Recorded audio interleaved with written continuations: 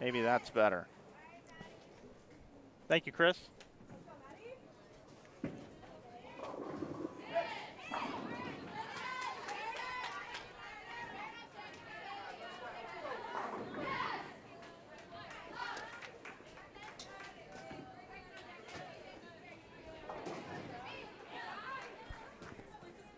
Good morning, everyone, and welcome to the 2018 Southland Bowling League Championship here in Dallas, Texas at USA Bowl. Proprietor Josh Modell and his entire family just recently remodeling the bowling center here, and it is beautiful. I want to thank them for being such gracious hosts. This is the 4th year for the Southland Bowling League Championships. We were in Houston, New Orleans, and you may remember Jonesboro, Arkansas last year. I am Mike Flanagan from InsideBowling.com. This is the 3rd year that we've had the privilege of being able to stream this event. I want to welcome everybody in this morning. We're watching lanes 25 and 26 with action underway. Sam Houston State taking on Valparaiso. Sam Houston State comes in as the 3rd-ranked team, Valparaiso the 6th-ranked team. Over on 29 and 30 off to the right side of your screen, out of camera range, we have number 2 seed Vanderbilt taking on Louisiana Tech, who's the 7th seed. And over to the left, over on lanes 21 and 22, we have the number 4 seed Stephen F. Austin taking on number 5 Tulane. Over on lanes 17 and 18, we have number 1 ranked Arkansas State taking on number 8 Monmouth University. Glad you're with us this morning here watching on YouTube. Southland Bowling League Championship, NCAA Women's Collegiate Bowling here on Inside Bowling.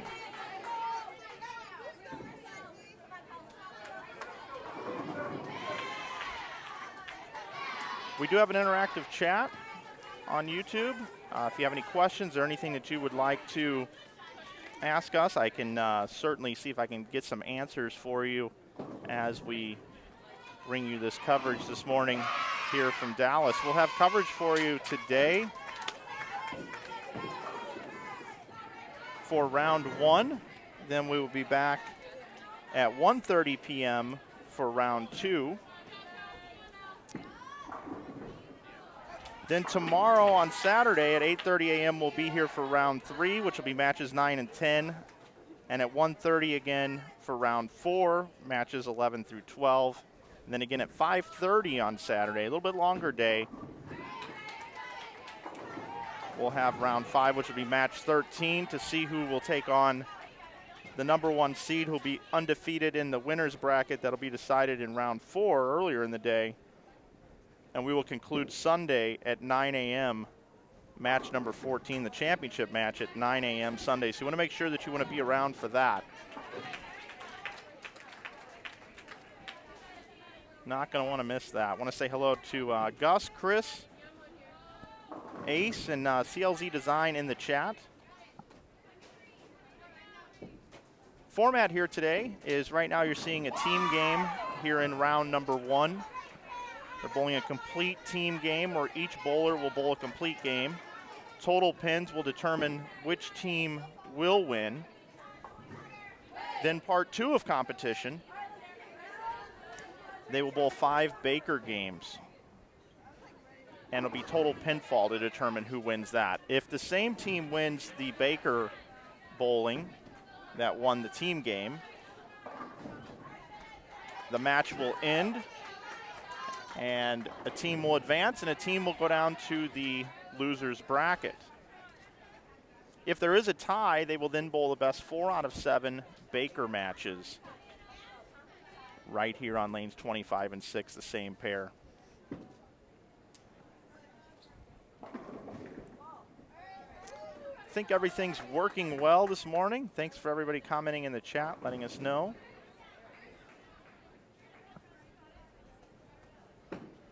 This is our second event for Collegiate Bowling. We were at the ITC sectionals in Nashville 2 weeks ago.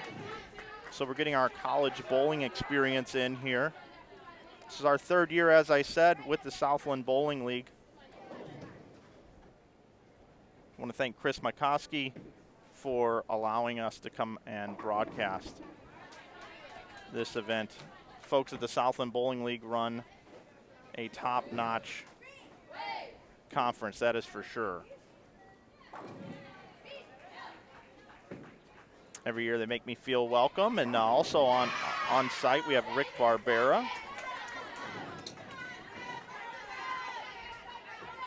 Overseeing things. A lot of people know Rick in the industry.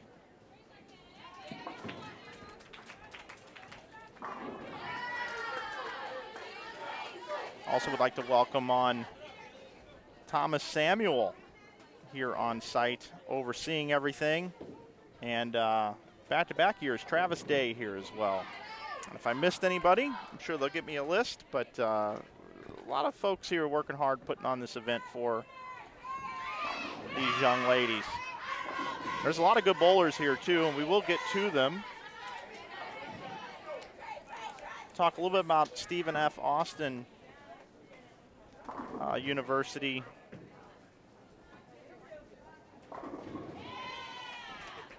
Stephen F. Austin University competing here today. They're taking on Tulane over on lanes 21 and 22. Stephen F. Austin, the Lady Jacks. They are the number 4 seed here at the Southland Bowling League Championship.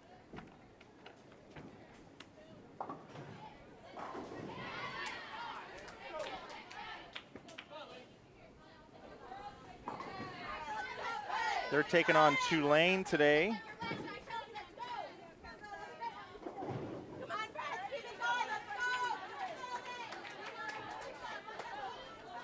And they are 5th seed, the Green Wave from Tulane. And of course, right here on lanes 25 and 26, we have Sam Houston State, the Lady Bearcats. They are the number 3 seed, Coach Brad Hagan.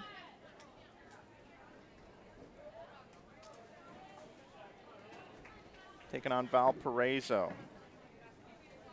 Also the other matches, if you're just joining us, Arkansas State taking on Monmouth. They're over on lanes 17 and 18. I will have some coverage of that for you here coming up shortly. And number 2, Vanderbilt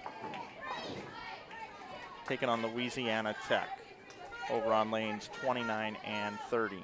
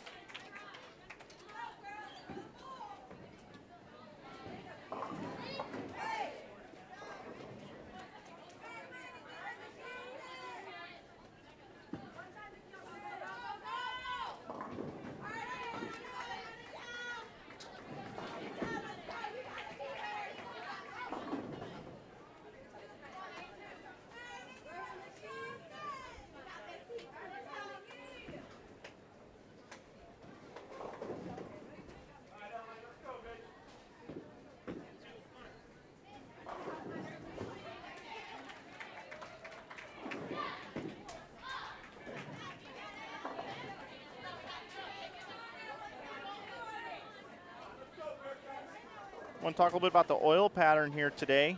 It's a 39 feet in length oil pattern with a reverse brush drop at 35 feet. 29 total milliliters of oil on the lane on this Brunswick Pro-Am lane surface. 12 milliliters on the way down, 17 on the way back. It's a 2.21 to 1 ratio, which means the playing conditions are extremely flat. And when the playing conditions are extremely flat, scores are low, and it puts a premium on shot making. And each year we see that. It's a common theme here, and actually a common theme at every level, whether it's a professional level or college bowling.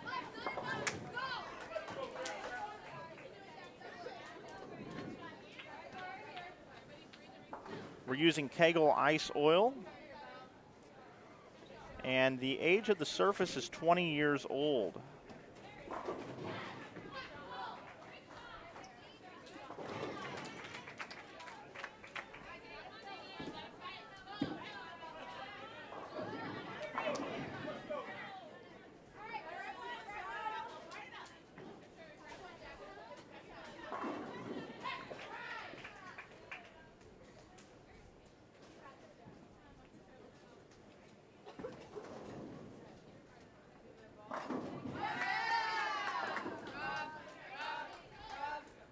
Also on site, we have Amy Van Horn. She's the athletic trainer, in case anything were to happen.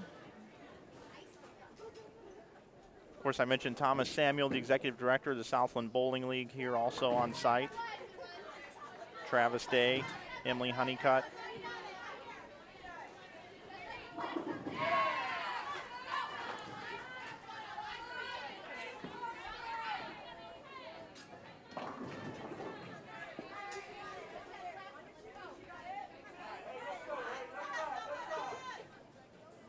Ralph Corona here in the chat says, can you give a shout out to the Pinheads team from the Yosemite Lanes Modesto Bowling League? Absolutely, Ralph. There you go, buddy.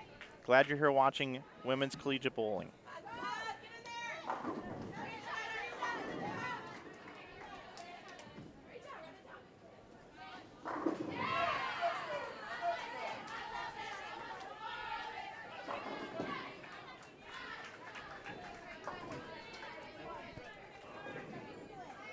Call 6 in the chat says, from the camera, the surface looks good for the age. It definitely does, and I can't say enough good things about this bowling center. This bowling center just hosted an ITC sectional, too, 2 weeks ago.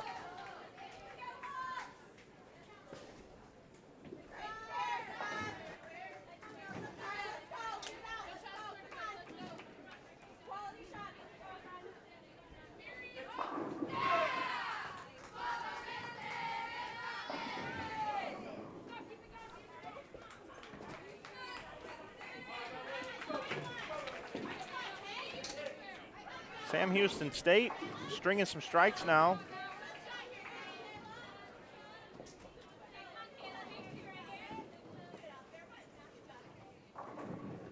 See if they can keep it going here with the fourth bowler. Wow, look at that.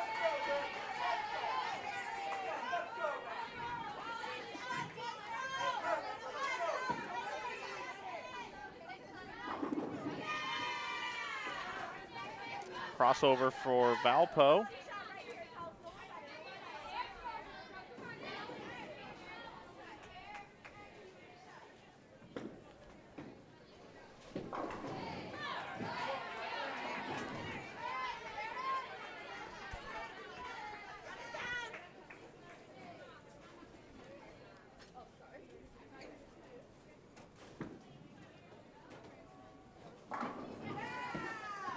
All right, I've got a real treat for everybody. I've been talking to this guy for 3 years now, and finally we're on site together. Joining me now is Chris Makovski from the Southland Bowling League. Chris, nice to have you join me here. You know, it's weird in these situations. There's so many people that I work with over the phone and remotely for years before finally meeting them in person, but it took the championship finally coming to Dallas for this meeting to happen. Yeah, buddy, it's nice to have you here in the booth. And would you maybe let people know a little bit about what it is exactly that you do? Sure. I'm Associate Commissioner for Broadcast and New Media with the Southland Conference. So handling all things TV, streaming, and all the video board experiences in venue, anything involving moving pictures generally. But, you know, the Southland Bowling League is technically a separate entity, but run by everybody in the Southland Conference office. It's only a separate entity in that technical sense because the bylaws of the Southland Conference require a majority of our institutions to sponsor the sport. And only 2 of our full-time members have bowling. That's Sam Houston State and Stephen F. Austin. Those 2 institutions came to us a little over 4 years ago saying we see it coming down the pipeline that the NCAA is going to offer automatic bids in this sport.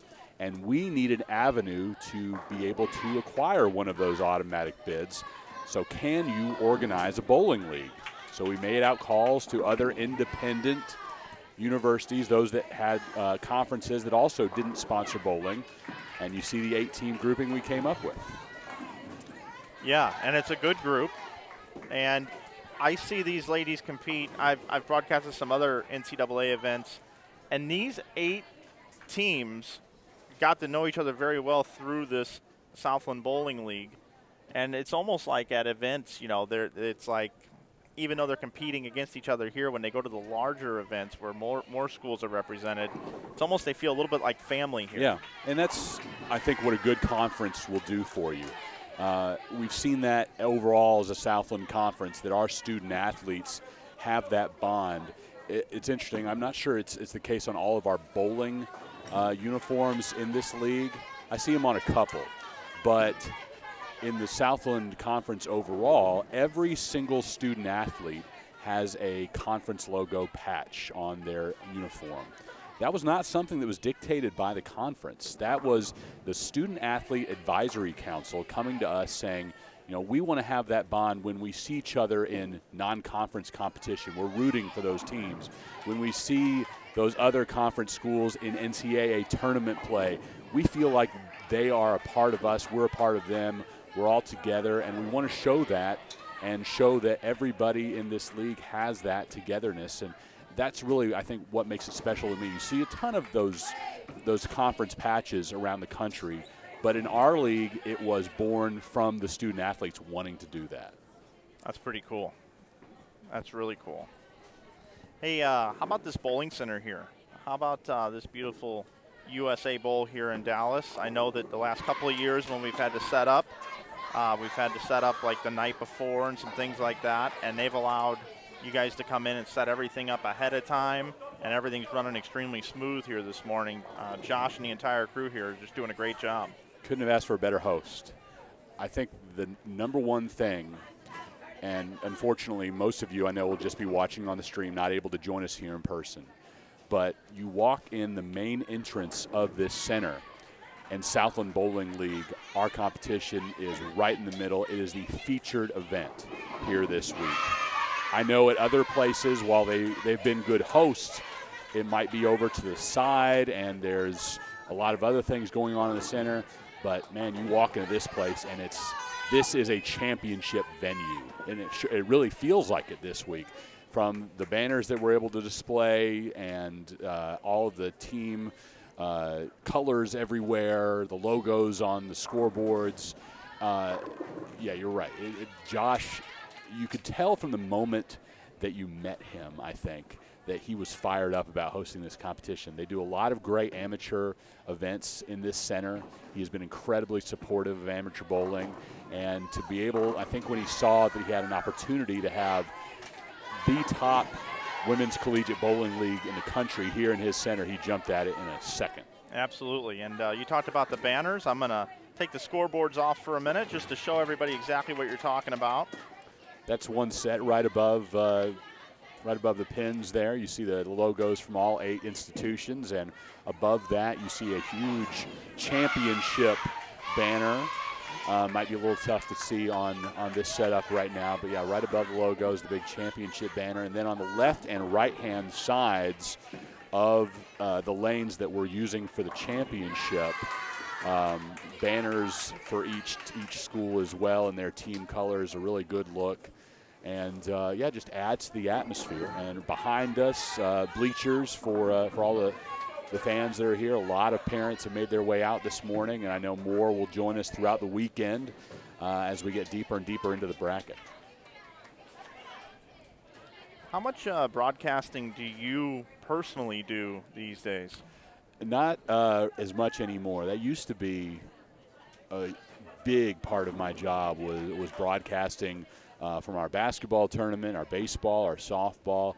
But when Commissioner Tom Burnett gave me a nice little promotion, title bump from assistant commissioner to associate commissioner, making me part of the senior leadership of the conference, he took that off my plate and saying, you know, as a senior administrator, you should be behind the scenes a lot more than you are on the mic and in front of the camera. And I can understand that. You know, that's the career goal. You know, used to be SportsCenter and national television. That was the career goal. But I shifted gears about 7 years ago and decided to go into sports administration, and becoming a commissioner or an athletic director is now the career goal.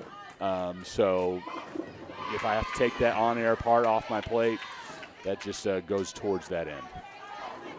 But it's always fun to throw on a headset every once in a while. Yes, you know, sir. if you're gonna put, you know, present one to me, I'm never gonna turn it down. Well, we certainly appreciate the opportunity to do this each year and for you to invite us back. You know, we were looking 4 years ago when we started this for a streaming solution, simply because this wasn't this sport was not my area of expertise, and the people that we use, the production companies that we use for all our other sports, they had never done bowling before. We wanted somebody to come in who knew the sport better than anybody. And, you know, our friends at USBC streamed that first season, Yep. and then they pulled back the reins a little bit and decided to primarily do events just from their center in Arlington.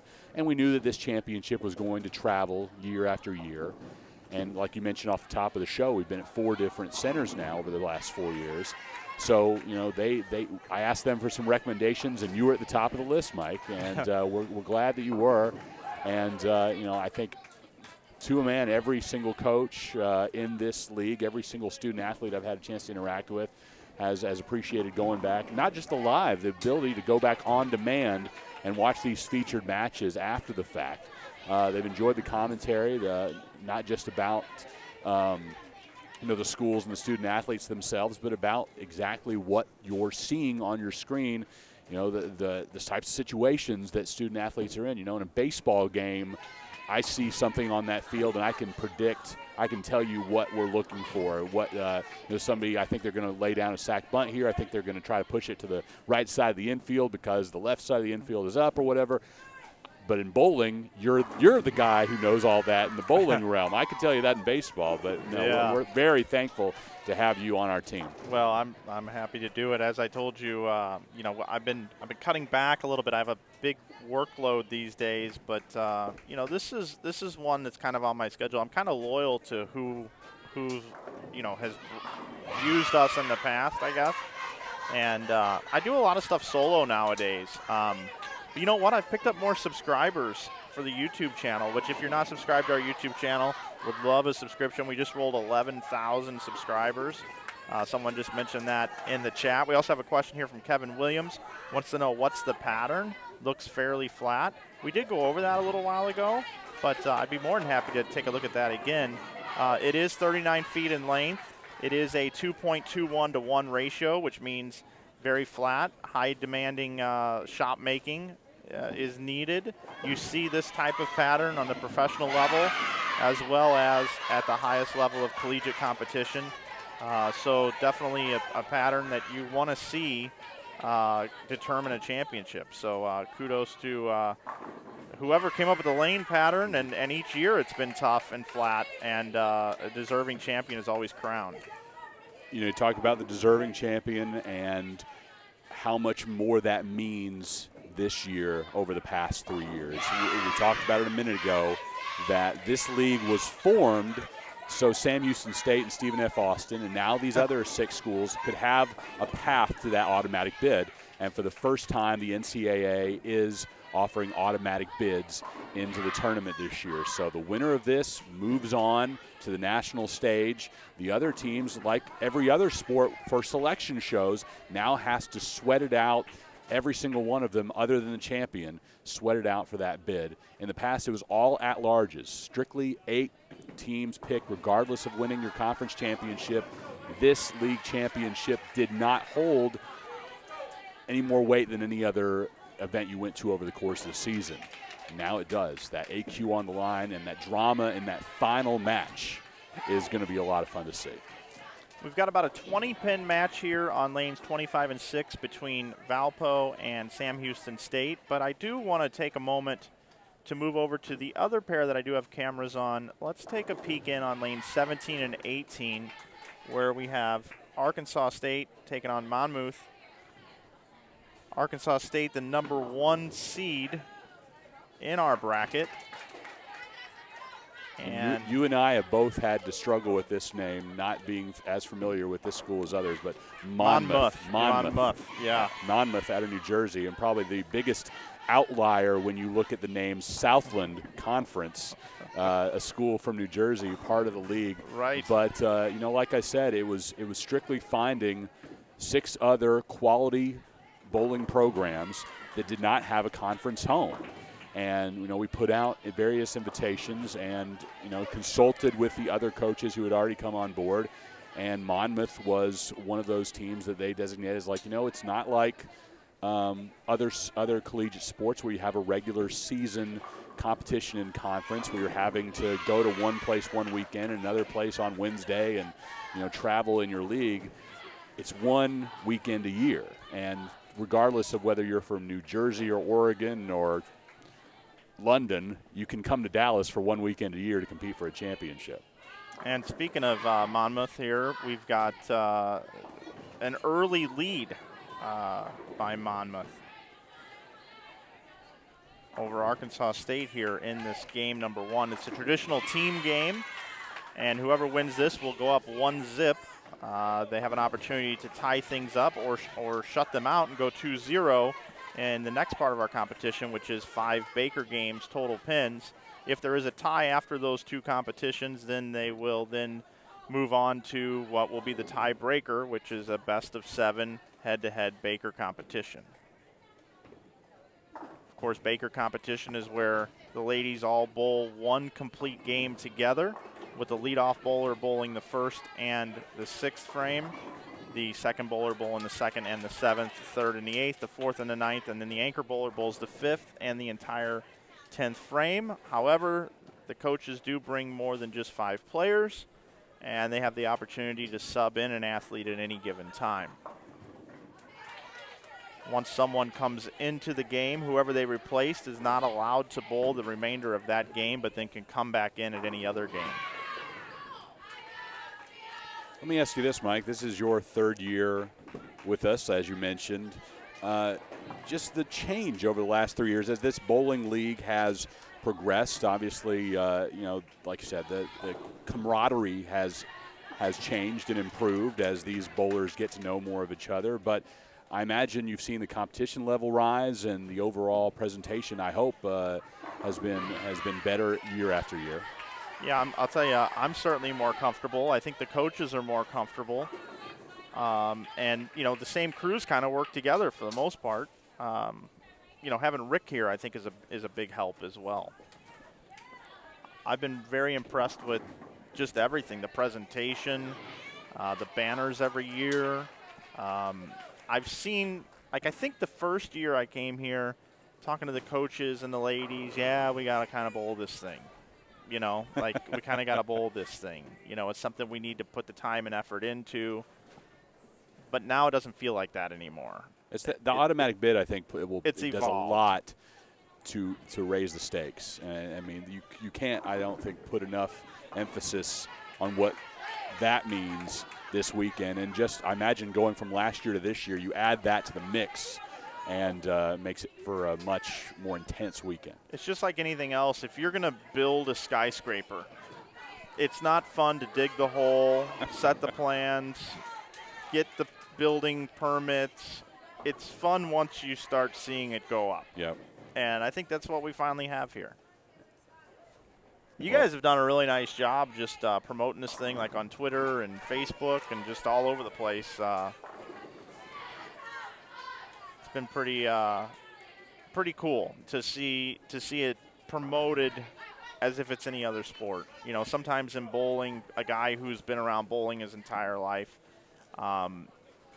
the rest of the industry at times lacks in that. And this NCAA thing that has come into bowling, it's been a long time now. It still seems new to me because when women's Collegiate NCAA bowling came out, that was really big news for bowling. I mean, so many scholarships for ladies.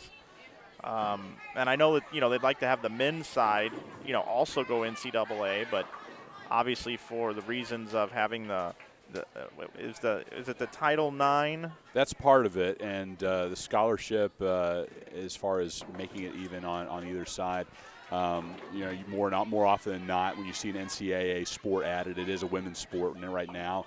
The latest NCAA sport, and soon to be sponsored by the Southland Conference, and within the next few years, we're anticipating, is beach volleyball. So really, so that a few of our schools already sponsored that, and right now on track for the majority of the Southland Conference schools to offer that. So as soon as that happens, it will become an official Southland Conference sport, and we will sponsor a championship. So that's coming down the pipe very soon. That's pretty cool. Now, you guys are located in Frisco, right? Mm-hmm. Just about half hour northeast of here. Home of Dude Perfect. Yes. Among other, that was not going to be the first thing that I mentioned. But I believe there's a Toyota field. I believe there's a Toyota. What is it? A soccer? We have Toyota Stadium is home of FC Dallas in the MLS. Okay. Dr. Pepper Ballpark. They almost slid over that 6-pin into the 4. You don't see that all the time. Dr. Pepper Ballpark is home of the Rangers AA team, the Frisco Rough Riders. The Dallas Cowboys World Headquarters practice facility is there in Frisco, brand new within the last couple of years. The Dallas Stars headquarters and practice facility is in Frisco too. So, yeah, a lot going on up there. And it's booming. Toyota, there's a ton of. I drove up there the last time I was here, and there is a ton of just building condominiums, apartment buildings, houses, brand new Omni Hotel opened up there just within the last few months. Just to the south of the Frisco border is Plano, and right there within the last couple months, the Toyota North American World Headquarters opened up. So you talk about housing boom. Everybody working for Toyota North America, and every company that does business with Toyota North America now has employees moving into the area too. So needless to say, as a Frisco homeowner, I've been very happy with my property value. And not too, and you know you're in the right spot when there's a Top Golf not too far away. We've got two on either side of us. One in the Colony, one in Allen. So right to the east and the west of Frisco. Yeah. So that's kind of the sweet spot these days. We like it. We like where we are. It's more than anything else for our membership.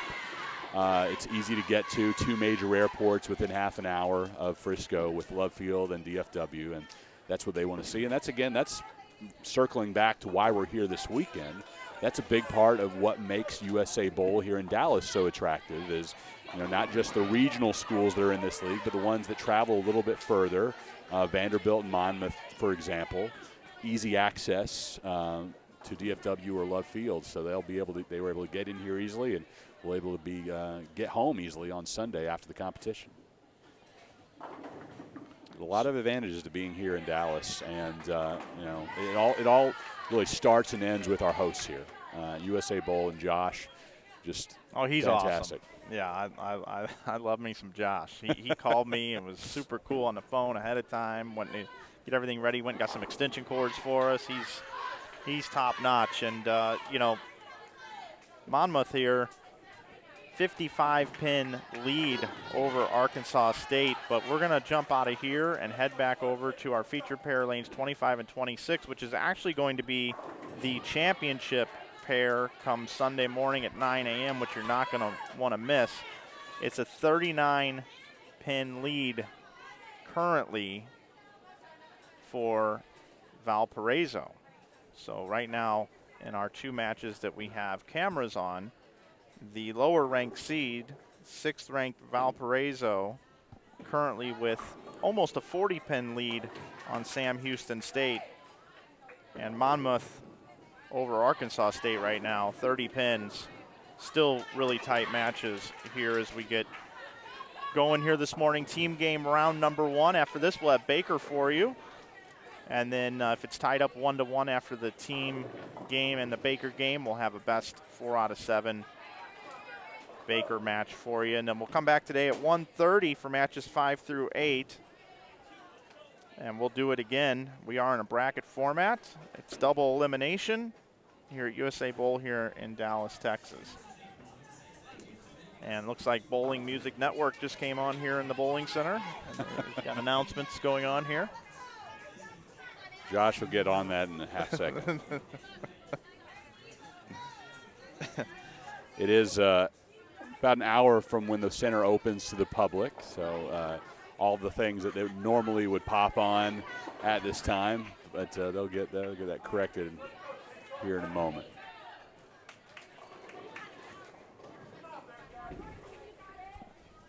This is an early start for most of us in athletics, not used to those 8:30 game times. The only thing I can compare it to is at our baseball tournament every year. We do have 9 o'clock games on the first 3 days, and those days are a lot longer than we get here, with games usually at 9, 12, 4, and 7, if not spaced out a little bit more than that. This is always the hardest for me also, is the first stream of the weekend. Sure. Because we have to get everything set, we have to get our graphics built, and after that we're totally on cruise control. This morning even, our audio function here, we were recording audio perfectly here, but I guess it wasn't going out, so we had to click another button. So but always that one button left unclicked. I know. You sit here and you look at, I don't know if you're familiar with the Wirecast platform or not, but you got to build all these layers and everything. We've got great sponsors we're going to mention here in between rounds here coming up.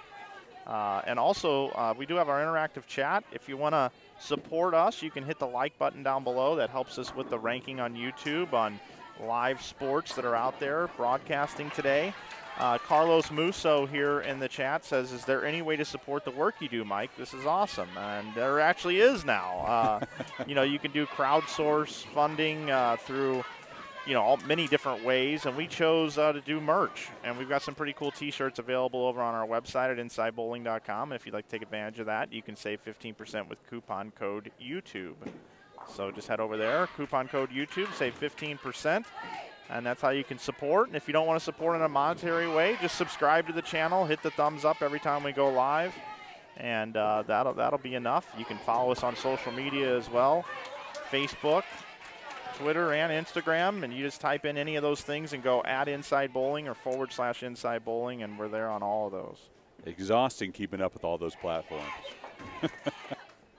Yes. Speaking of merch, walk in the door here. I hope that some of you are going to join us here in Dallas by the end of the weekend. But turn to your left when you buy your ticket from Emily Honeycutt. She also has T-shirts back there for sale. Good-looking Southland Bowling Championship logo on the front. So be sure to pick up your piece of the championship before you head home. I will certainly do that. Yeah, we're here on Composite Drive in Dallas, so we hope that some of you out there on the stream join us before the end of the weekend. You may even, if he's willing to turn around, big shot Mike Flanagan may come back and shake your hand and sign an autograph before. Yeah. Yeah.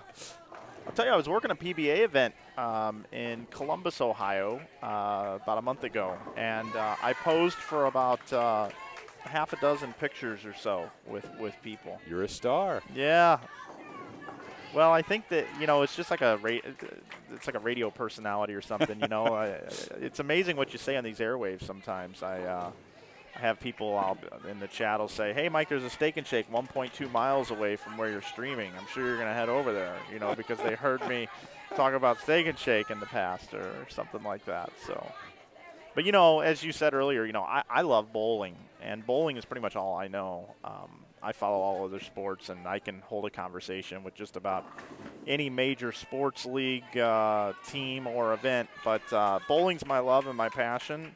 I've been in the industry for a long time, running bowling centers, and I got involved with the ball companies a few years ago. And this whole digital media stuff is something that is scary to a lot of people, and I've taken it on and tried to figure out the best way possible to help bowling grow through that. So I love it. Good looking shot there from Valpo. There's actually quite a few strikes, Chris, for as flat as this oil pattern is, the ladies are off to a good start this morning. The key to these events, though, is the spares, is spare making. You got to bring your spare game when the lanes are hard. Both Yancey and Trisky for Valpo, both are 3 in a row.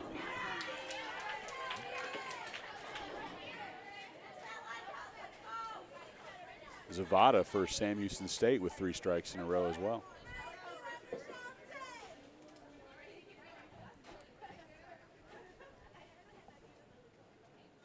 We don't have a camera on it, but right in front of us for Tulane, Tierra Gullum working on 5 strikes in a row.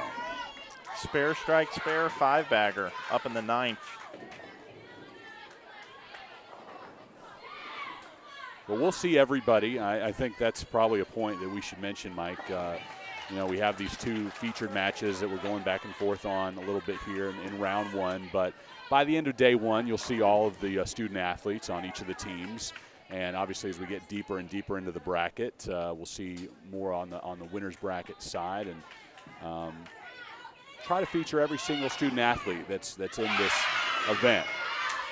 A lot of the individual teams for matches that are not streamed here on Inside Bowling are doing their own individual streams, so you can head to those teams' social media platforms for links to those. Certainly don't want to deny you coverage of your favorite team, but here on Inside Bowling, we'll rotate around to a lot of the different matches throughout the course of the weekend. And obviously, as we get deeper in the competition, Mike will have more analysis of the actual events going on screen, and people like me who don't know what they're talking about will step off mic. Yeah, that's always been our theme here, and you've listened in. We talk bowling, we inform, we let people know what's going on. But with today's technology, I mean, you can, when you full screen this on your laptop, or if you're watching with an HDMI cable on TV or whatever it may be, YouTube app on my Roku at home. It's easy. You can see all the scores, you can see all the names, you see it all. You see ball reaction. So to call out every single shot and everything that's happening in front of you is just I get just mundane. Yeah, I get the occasional blowback on that when I'm calling a baseball game and I'm not talking about pitch analysis of every single one. I'm like, it's on your screen. You can see it just as well as I can. I'm gonna, if I need to drift into a conversation about a certain student athlete and what they're like off the field or what we talked about before the game, you're not missing coverage of the pitch. So Sam Houston State here down 37 pins to Valpo. Valpo up here in the second bowler here in the 8th frame, and looks like I just put the old black cloud on her here for a 7-10. Do you believe that there's a black cloud in bowling? I'm sure you've heard about it. Typically when you talk up a person, or they have a bunch of strikes in a row and you go there and you set it up perfectly and then they miss. They call that the black cloud. It's a jinx in any sport when you start talking about something and then you cause it apparently not to happen. Right. Because the words coming out of your mouth that athlete can't hear somehow affect it. I mean, people think it at home too when they're watching something on TV and they're standing in the kitchen when something really good happens for their team, and I'm not going to move because now they've got a good luck streak going, because the action was 15 seconds actually in reality when you did that, and it really affects what's happening 3 states over. It's pretty nice, isn't it? how you can move events simply through that. Yeah. I'm going to take you back over to lane 17 and 18. Arkansas State taking on Monmouth.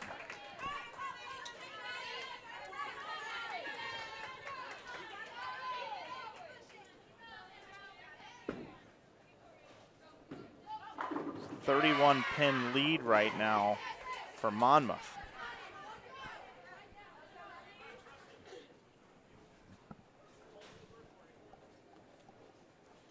Arkansas State, the #1 seed in this tournament.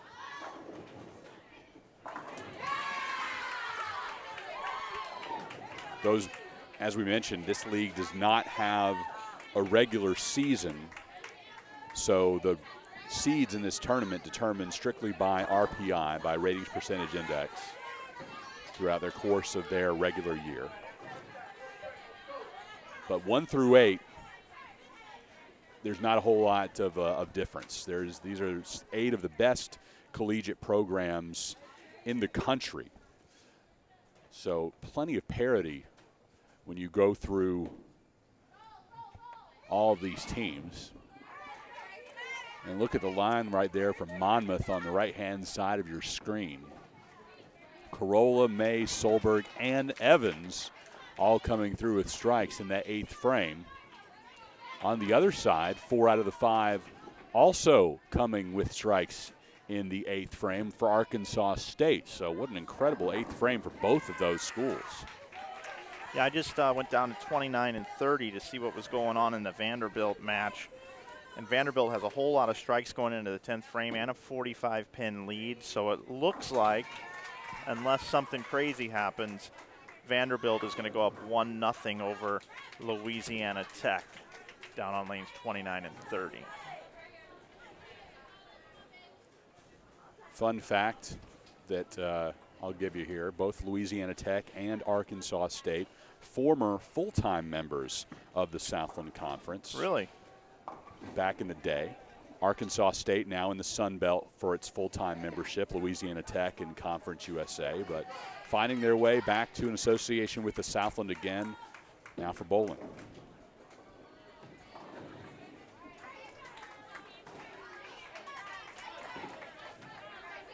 Yeah, so this match very, very close. Just 12 pins separate.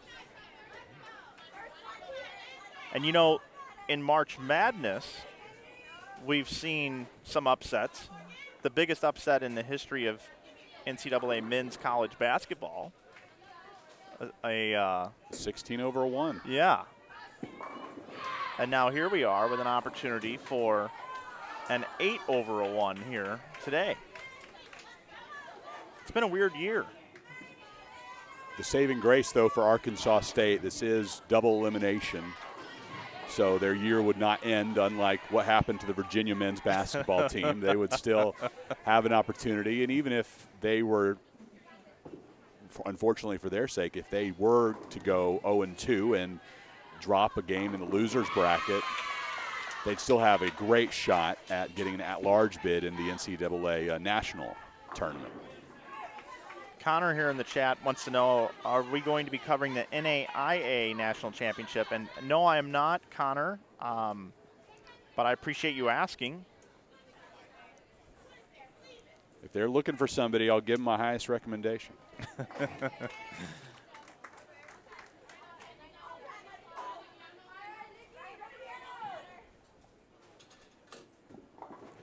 So big open for Arkansas State. That single pin miss there by Taylor Davis. 14-pin match right now. And we've got a double on the board already for Monmouth, and a possibility of 4 of them coming down the line here, setting up the 10th frame. The 9th frame is called the foundation frame for a reason.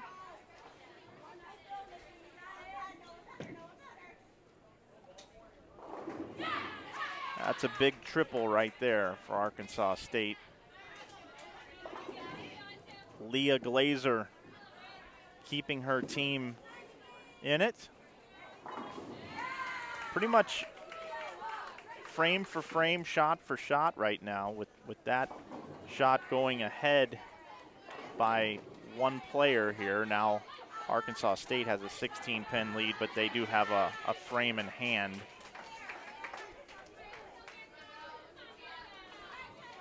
Interesting that Haley Richard bowling 4th, Jordan Richard, her sister, bowling 5th. Jordan has been the anchor bowler for many years now, but Haley in the past has bowled a lot of leadoff for this team, and it's unusual for me to see her in the 4th position. But the Richard sisters bowling 4th and 5th today.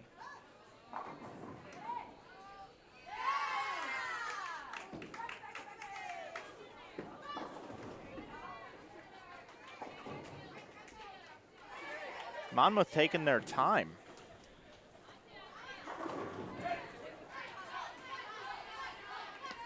This is a big shot here.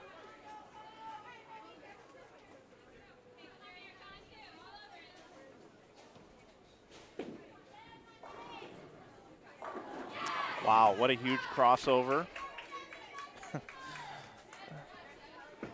2 doubles down the line. Demi May with the crossover.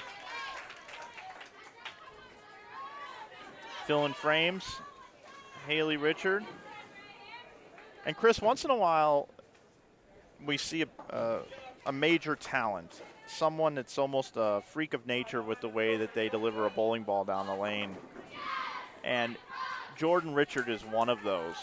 She's been picked by many to be a future PWBA star.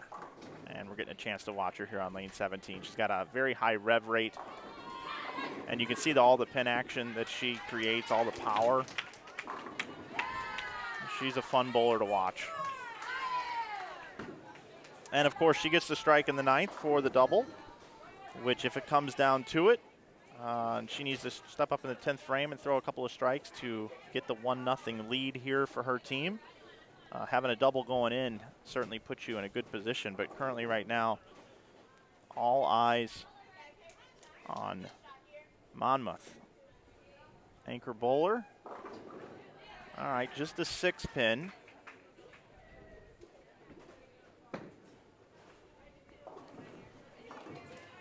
Jordan Richard is our reigning bowler of the month in the Southland Bowling League. Helped the Red Wolves pick up top 3 finishes in both their tournaments in February,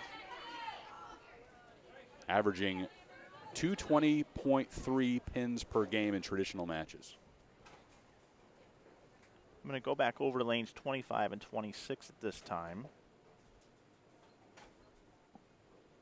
as we're getting ready to head into the 10th frame here.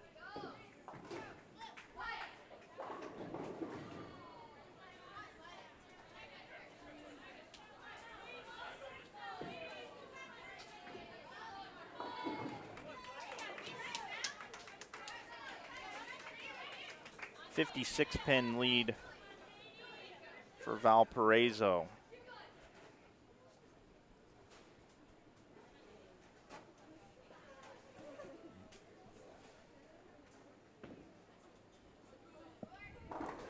Ooh, that's exactly how you want to throw at the washout. And interesting that both lanes left the exact same spare. We'll see if Valpo can pick up the 1-2-4-10, otherwise known as the washout. And they do.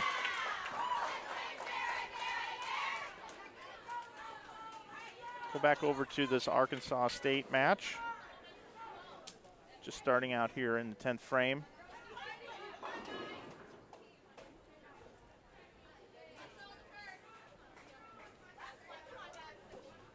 J.D. Scott Jones can bowl 202.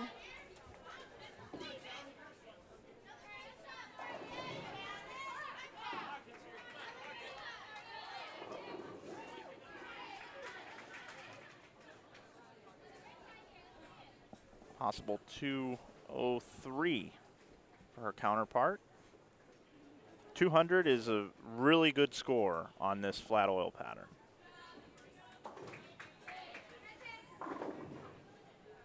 Do you bowl at all? Not anymore. It used to be a very big part of our family growing up. Every 6 weeks, it wasn't grades. It was citizenship marks. If we got a good citizenship mark from our teachers after every 6-week grading period, Dad would take us to go bowling. So we look forward to that every 6 weeks in our family. And when my son's a little bit older, I think I might continue that tradition. He's 2 right now, so he's not going to do very well with bowling. But get a little bit older, and I think that's a family tradition that I want to carry on. I think there's a song about family tradition, if I remember correctly. One or two. All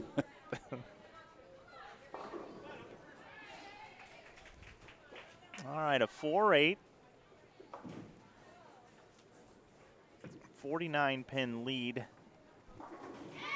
The 39 with a strike here. 39-pin lead with 4 bowlers to go here from Monmouth. My limited exposure to bowling right now is, this weekend, and then we rent out a big bowling and entertainment center in Frisco for a FCS football championship party every year.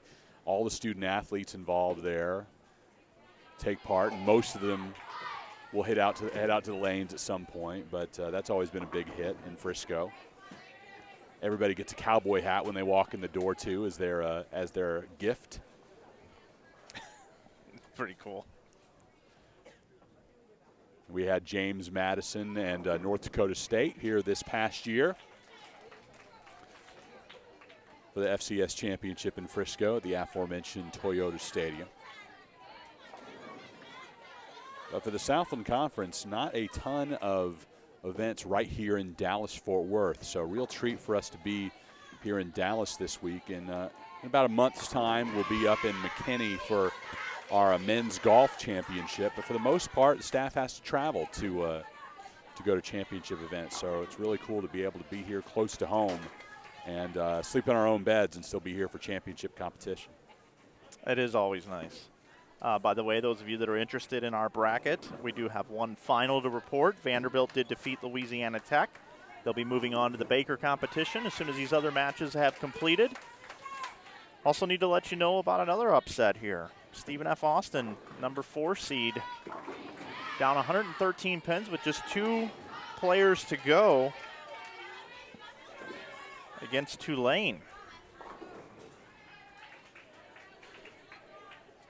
So Tulane is going to go up 1-0 over Stephen F. Austin. And you'll see it on their uniforms later when they're in a featured pair. But Tulane has gone back to that retro Angry Wave logo. And it is one of the best logos in sports. I'm glad they brought that back. A lot more interesting than the T with the wave over it, although that's still part of their repertoire, but the Angry Wave. It's nice having you here because you know these teams more about these teams than I do. I love it. I love having you here with me. I know a little bit about each institution. I wouldn't say I know a ton about the student athletes, but we're learning as we go here over the course of the weekend, and hope to tell you more and more about them. That's one of the great things about again being here is that a lot of members of the Southland Conference staff are able to join us. I know Thomas Samuel is going to pop on here in a little bit with you this afternoon.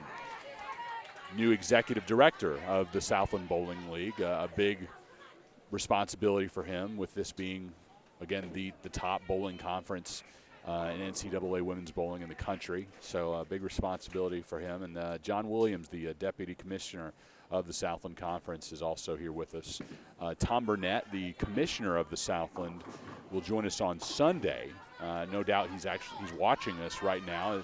Keeps a close eye on everything we're doing on the stream, but he is on the NCAA men's basketball committee starting this year. So he is staffing the South Regional in Atlanta that saw Kansas State and Loyola Chicago advance last night. So Tom's likely watching on YouTube from the arena as teams get ready to practice and hold their press conferences before the Elite Eight. Pretty exciting. And you said that's Tom Burnett, right? Tom Burnett is our longtime commissioner, and John Williams, fairly new deputy commissioner, and I see him here in the building now. So we'll have him pop on with you a little bit as well. Tom Burnett, any relation to Carroll? I haven't asked, but I doubt it. I think that'd be on his bio. All right, so Leah Glazer here. triple going into the 10th frame, gets the first strike in the 10th. Her team is down 61 pins, but another couple strikes here can cut it a lot closer, but she comes in for the 6, 9, 10. She can bowl 215. You see already up on the board, Julie Blanco bowled 203. Allison Corolla 188. Demi May 189 thus far for Monmouth. And 202 and 151 starts for Arkansas State. An open in the 10th frame for Haley gives her 200. Battle of the Haleys in the 4th position. So currently right now, Arkansas State is down 46 pins, and Haley Richard can get 40 pins by herself to cut it to a 6-pin game, and Jordan Richard has a double going into the 10th, and now the anchor bowler here for Monmouth has gone 10-pin on a pretty good shot right in the pocket. So Arkansas State rallying here late, and currently right now, Chris, with the way the scores look, just filling frames here, and Arkansas State is going to come back and get the win here. A lot of momentum in their favor now. Big spare here. Okay. So with that strike by Haley Richard, puts her team in that much better of a spot here to win. And, you know, they're the #1 seeds here. Monmouth's giving them all they can handle.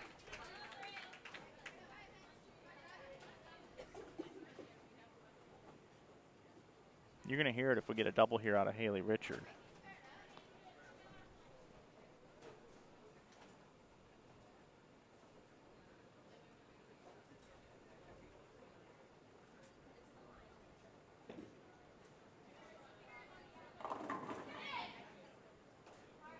Crosses over, gets 9. We're going to take a peek back in over here. Show you the final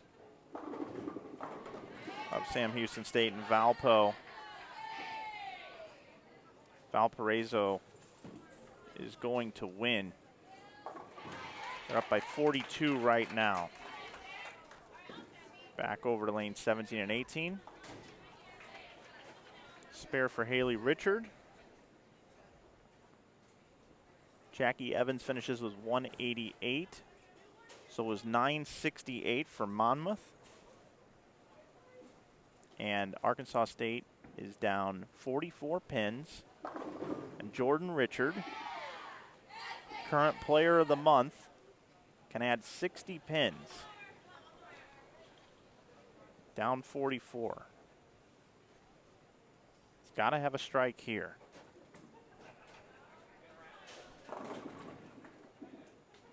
Comes in light for the 2-8.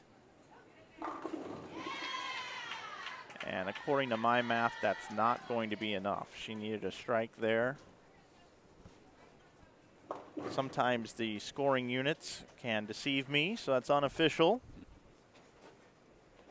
But according to what I see here, Monmouth is going to go up 1-0 here, bowling the traditional team game, and she chops the spare, the 2 off of the 8, and it's an 18-pin victory for Monmouth. Interesting. Always fun when the 8 is beating the 1. You start things off, makes things very interesting when the top seed is on its heels. Looking forward to seeing how the rest of this one plays out. So we will recap the matches here after the team game round number 1. Top seed Arkansas State is upset by Monmouth. They will move on to the Baker portion now. Arkansas State will need to defeat them in 5 games of total pin Baker, right here on lanes 17 and 18, to then go to the tiebreaker, which is the best 4 out of 7. Tulane, the number 5 seed, defeated Stephen F. Austin. Same situation there. Valparaiso, the 6th seed, upset number 3 Sam Houston State. And number 2 seed Vanderbilt won comfortably over Louisiana Tech.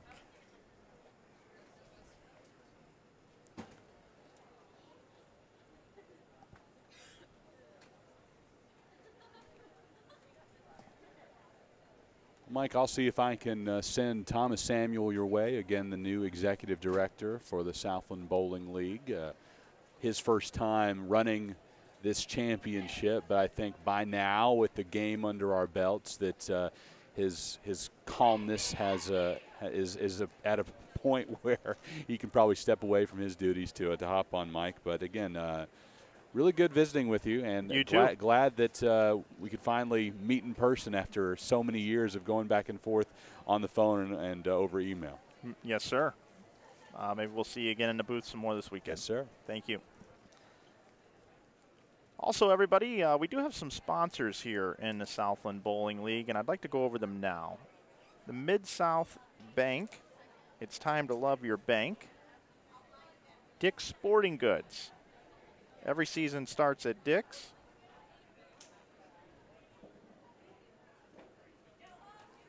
And also, Universal Coin, America's Gold Expert. And also Ready Nutrition, clean nutrition that works just as hard as you do. So thank you to our sponsors being on board with the Southland Bowling League. We're heading into Baker now.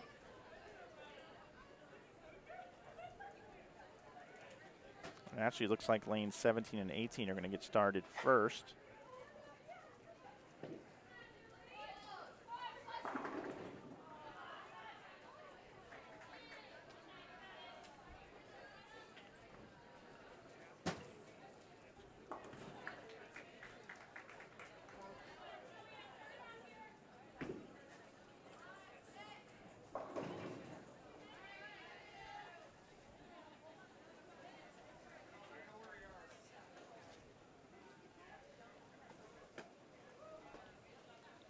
I've enlarged the scoreboard for you.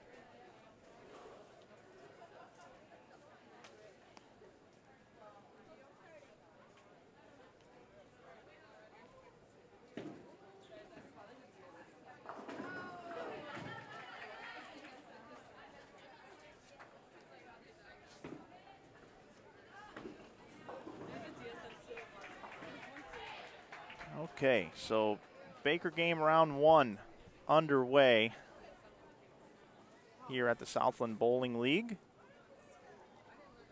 Arkansas State now fighting to stay in the winner's bracket. It's 5 games, total pinfall here.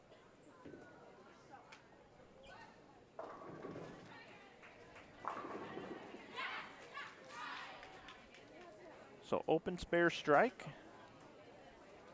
Spare, and what is called the easiest spare in bowling, the 5-pin left for Monmouth. Glad you're with us watching here on Inside Bowling. I want to welcome everybody into the chat if you're just joining us. Women's NCAA Collegiate Bowling. Our 3rd year bringing you the coverage here. It's the 4th year for the championships. They were in Houston, New Orleans, Jonesboro, and now Dallas here at USA Bowl.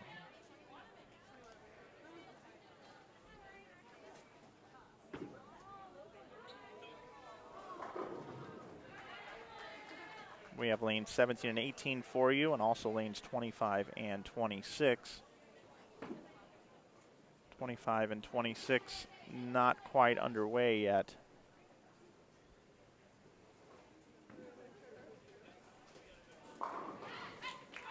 As a matter of fact, there's a message up on their scoreboard that says they are bowling too slow, but they just haven't started yet.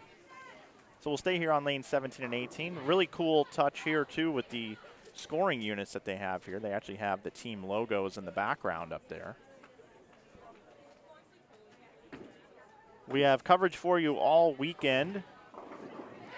Watching round number 1, matches 1, 2, 3, and 4. 8 teams make up the Southland Bowling League.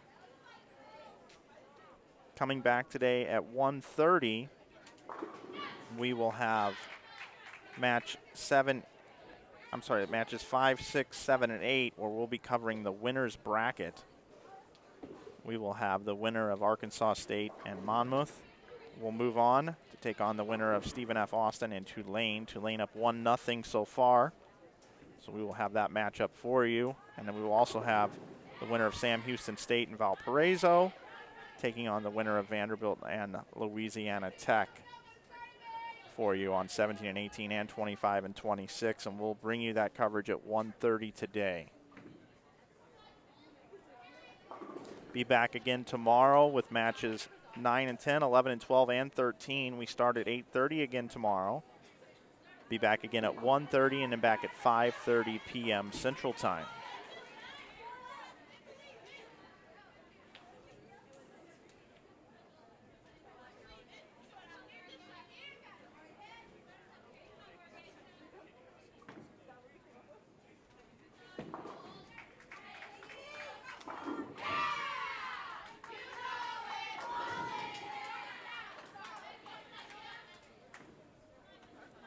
So we do have action underway on lanes 25 and 26 between Sam Houston State and Valparaiso. I'm going to take you back over there, and I'm going to step away for just a moment. I'm going to work on the focus of the camera on 17 and 18 for those scoreboards, see if I can bring you a little clearer picture. I'll be right back.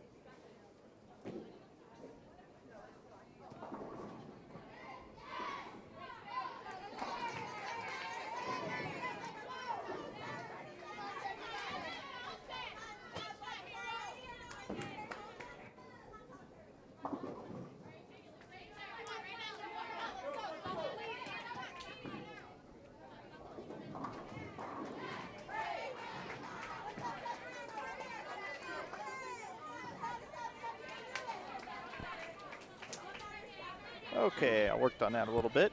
If you're just joining us, I am Mike Flanagan. I am here with you. I was just working on a little bit of a camera issue there for just a moment. Stepped away from the booth.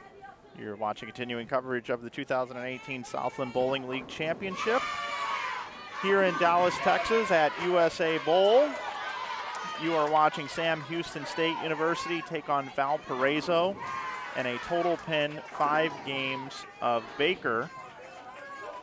Sam Houston State, the number 3 seed, Valparaiso the number 6 seed, and Valparaiso won the team game. So these ladies squaring off. If Valparaiso were to win the 5 Baker game totals, they would not go into the third portion, which is the tiebreaker, which is best of 7 Baker matches head to head. So pretty even match here to start.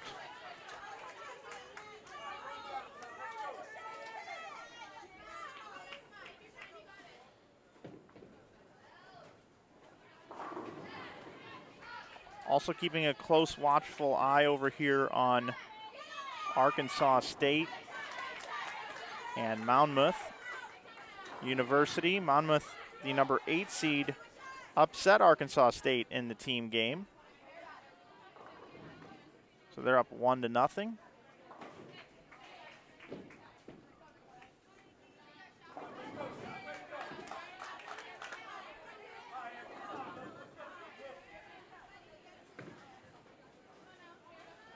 They are in game 2 of 5.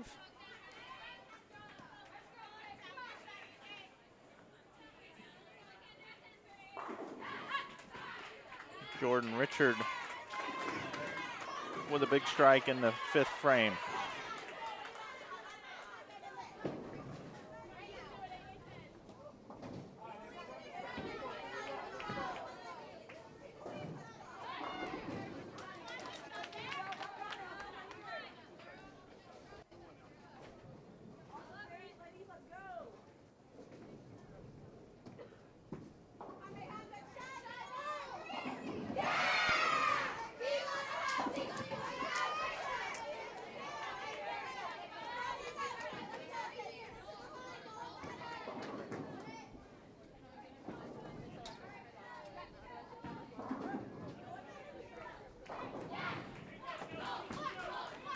In game number 1 here, folks, it was 216 for Arkansas State, 155 for Monmouth.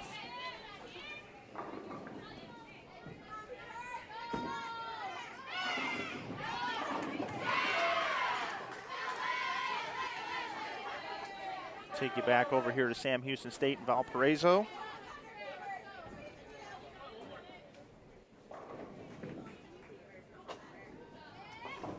Keep an eye on these matches.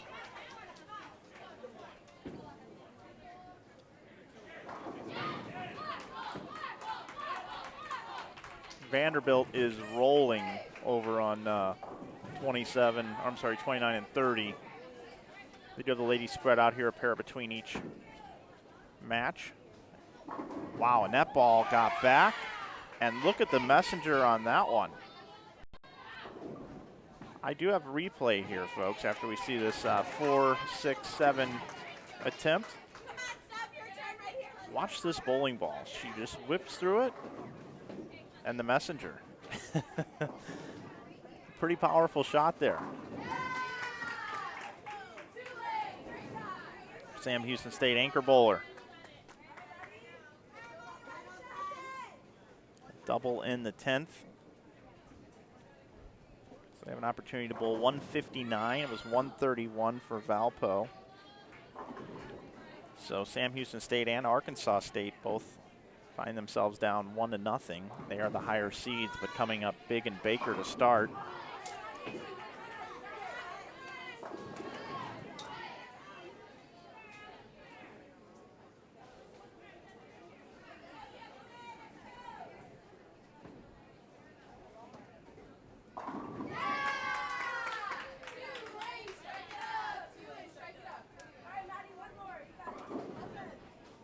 Do want to welcome everybody into our chat today. Thanks for watching.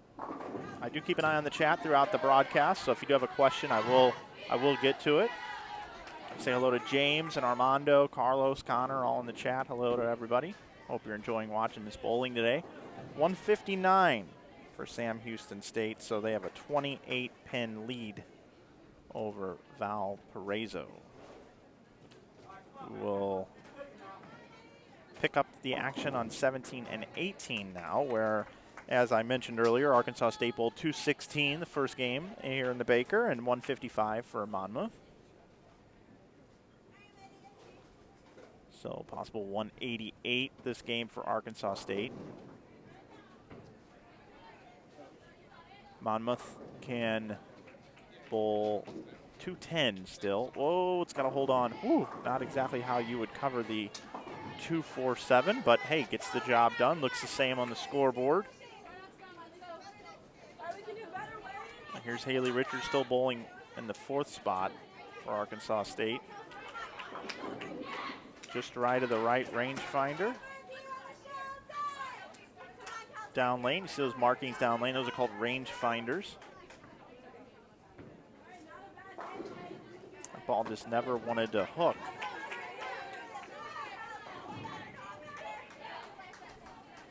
So possible 167. I called that score out incorrectly earlier. It was not 210, it was a 180 max score for Monmouth. Jordan Richard 4 9s in a 10th frame. That's a bad break. So now, if she just gets one, they're going to be in the 150s in game number 2 of 5. Total pins, Baker.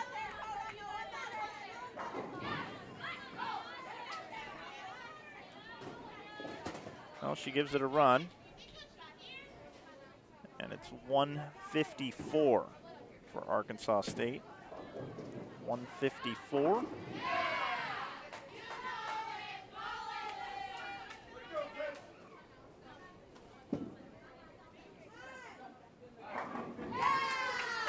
So Monmouth can pick up some pins here in the deficit, and that's how you do that. You throw a strike in the 10th frame. Possible 167 can make up 13 pins. The deficit is 61 after game 1.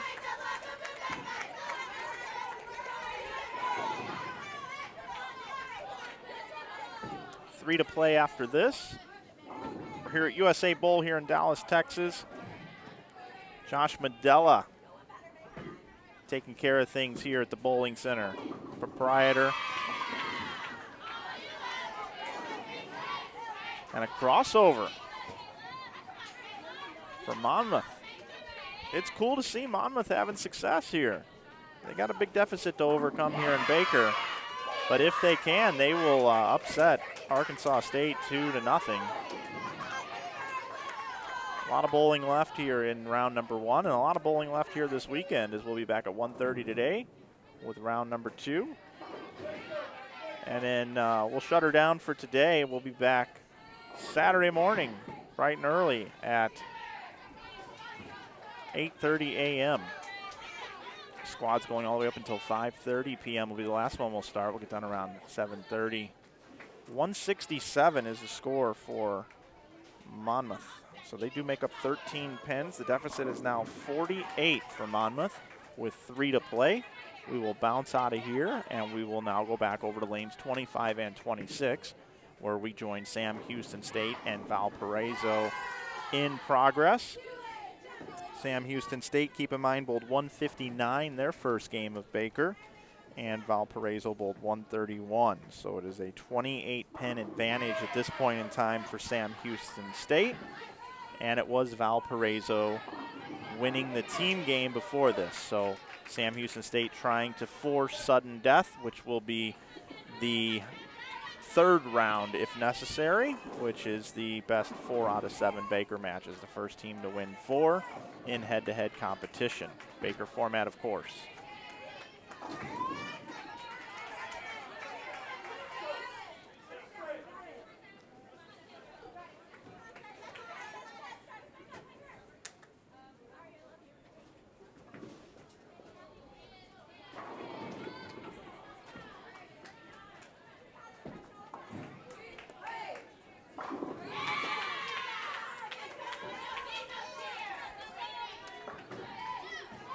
If this is your first time visiting our channel here on Inside Bowling, we appreciate you dropping by and watching bowling. We do stream a lot of events throughout the year. And if you are not subscribed to our YouTube channel, we would certainly appreciate if you did subscribe. We have rolled 11,000 subscribers today, thanks to you guys watching. Pretty proud of that number. We've been part-time streaming. We stream when we can, and we have opportunities to go stream a lot of events, but with our other priorities and other commitments that we have to do, we don't get to stream as much as we would like to. But it is nice to be here at the Southland Bowling League for the 3rd year in a row, the 4th year for their event.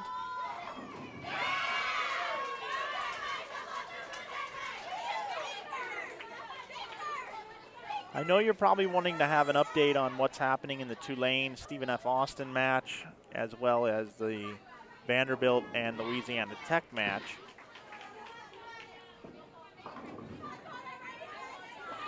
And I will do what I can for you.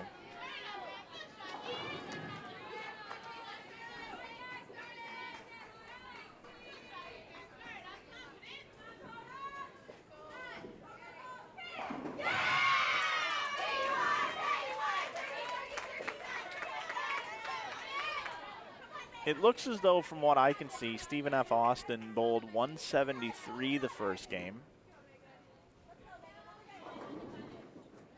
And it looks like 182 for Tulane. But Stephen F. Austin now has a triple, 9 spare triple. Tulane has 94 in the 4th with a strike in the 6th and now a spare in the 7th. So Stephen F. Austin putting together a big game. You'll be able to see Stephen F. Austin on the way left side of your screen over there on lane 22. That 4-7-8 that you see is Stephen F. Austin. That was their shot in the 8th. Off to the right over there on 29 and 30 is where the Louisiana Tech and Vanderbilt match is taking place. And we're actually positioned behind lanes 21 and 22, so that's quite a bit of ways from where I can see. But I will leave the booth here in a little bit and get you an update on what is happening over there. Then, of course, our other match is Arkansas State and Monmouth, and we've been bringing you coverage from that over on 17 and 18.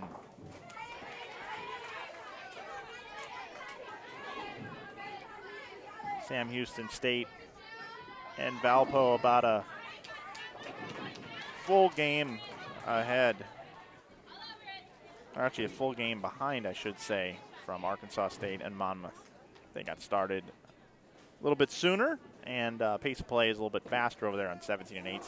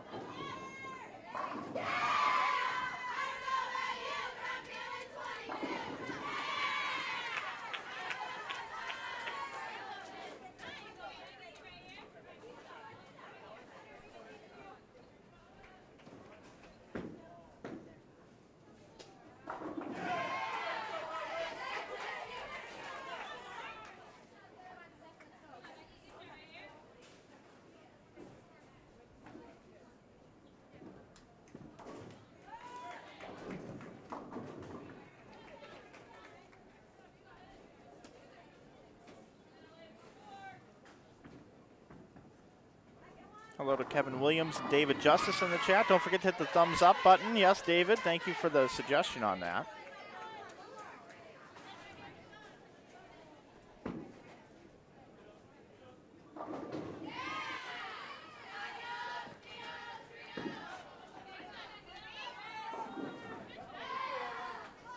So Sam Houston State,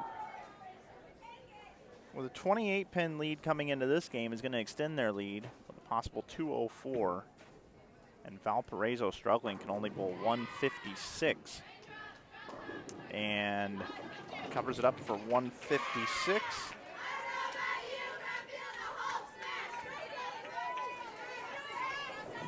So the deficit will build. Sam Houston State finishes with 202. So they will extend the lead by 46 pins. Valparaiso now 74 pins back. Take you over to lanes 17 and 18, where Arkansas State and Monmouth a full game ahead. Possible 182 for Arkansas State. Oh, and a 5-7 conversion for Monmouth there in the 9th frame. They can get to 191. They can make up some more pins. Jordan Richard with the strike for 182 for her team. Monmouth 48 pins behind Arkansas State coming into this game. Can bowl 191. They can make up 9 of those pins and cut it to 39. Need all 3 in the 10th to do so. Starts here. And I'll tell you what, I'm not real familiar with this young lady, this anchor bowler here for Monmouth, but she is impressing me right now. She showed up in the 10th frame the last game, and now is doing so again.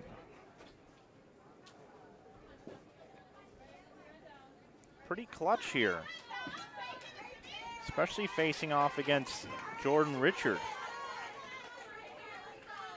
in the anchor position.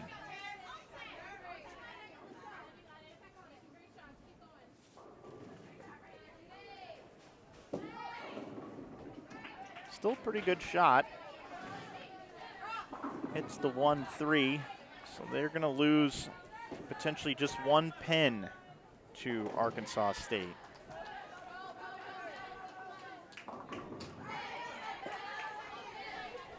It's the 2-8 actually.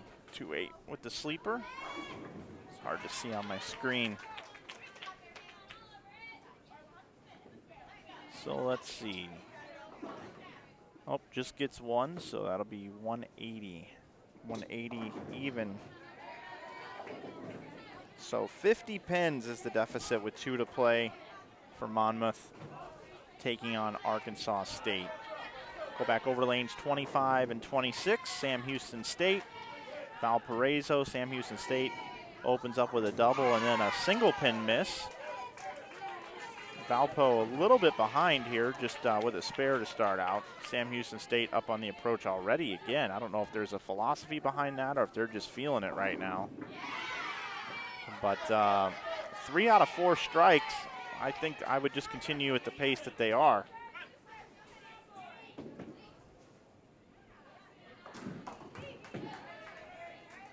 Remember, Chris was in joining me earlier and made a really good point. You know, the Southland Bowling League was formed knowing that in the future there would be automatic bids awarded to the championship tournament to determine who will take home the collegiate title this year. And that year has happened now. It has actually come to fruition here in year 4 of the Southland Bowling League, an automatic berth to the NCAA championships. The winner from this event will advance. So all 8 teams still alive for a chance at a national championship for their university.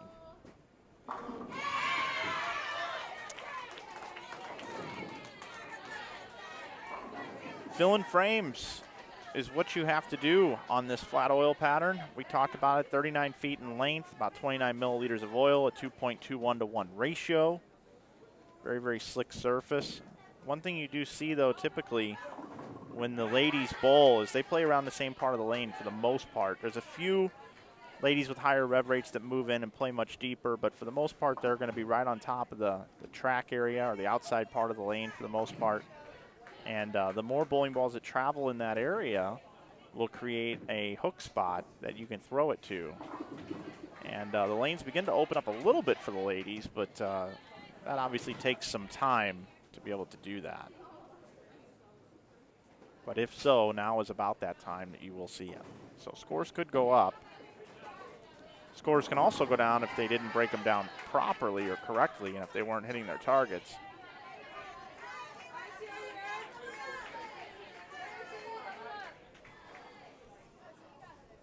Thanks for watching today here on Inside Bowling. We did launch a merch store just about 40 days ago. And if you'd like to support what we do, take a look over on our InsideBowling.com website. We have a store. You can save 15% with coupon code YouTube. Coupon code YouTube. Save 15% at any time on the website.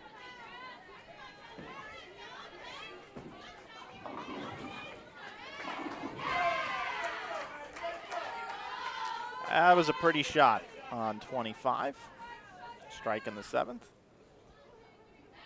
Sam Houston State bowled 159-202. Valparaiso 131-156.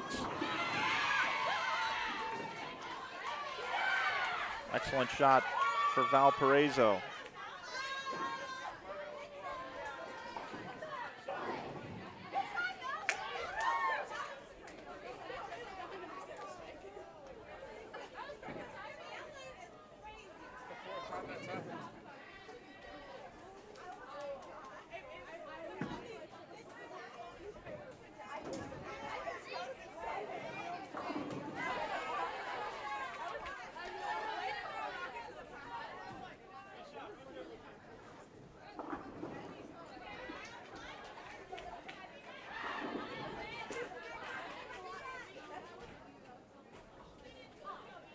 Sam Houston State bowling at a really quick pace here. I'm going to check in on our other match that's going on over here, Monmouth and Arkansas State.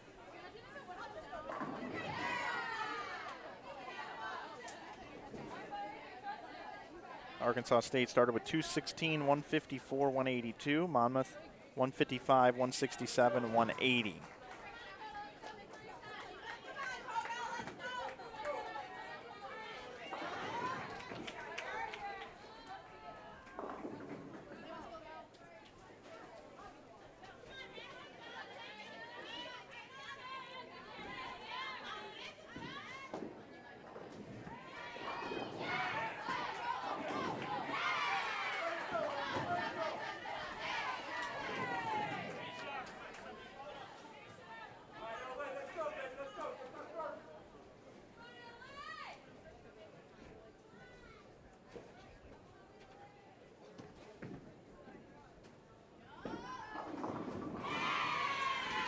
Oh, uncharacteristic miss of a single pin for Haley Richard. Hooked right past the three, actually the 3-9. I apologize. Just had a sleeper there. And Monmouth fouled. That was a foul there in the 4th frame.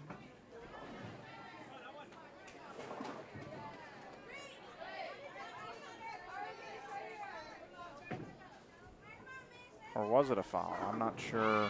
Foul light went off. Not sure what they're counting here. Jordan with a strike in the 5th.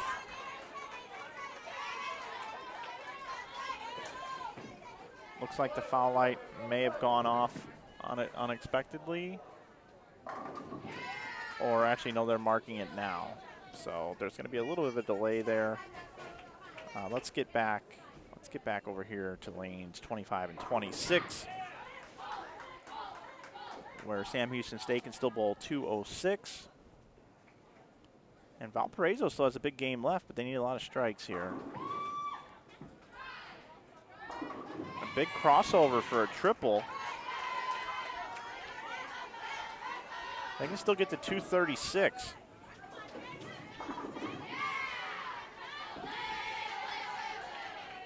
All right, 206 for Sam Houston State. It's back-to-back 200 games for them, 202 and 206. It's not easy to do. We haven't seen back-to-back 200 games. As a matter of fact, on these two feature pairs, Arkansas State opened with 216, and then the only other 200 games were, as we just saw right here, back-to-back from Sam Houston State, 202 and 206. So Valparaiso bowling a team that's pretty much lined up if you're bowling 2-0. So possible 214 though for Valparaiso. So 214, cut into the deficit a little bit.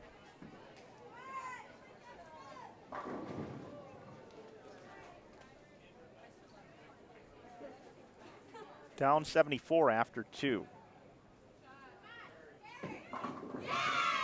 Get over there. Oh, it did not.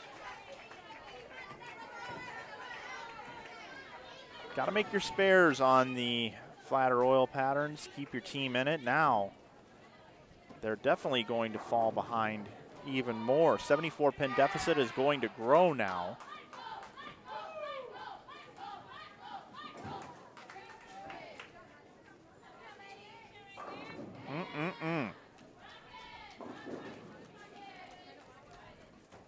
It's easy for me to say sitting up here in the booth.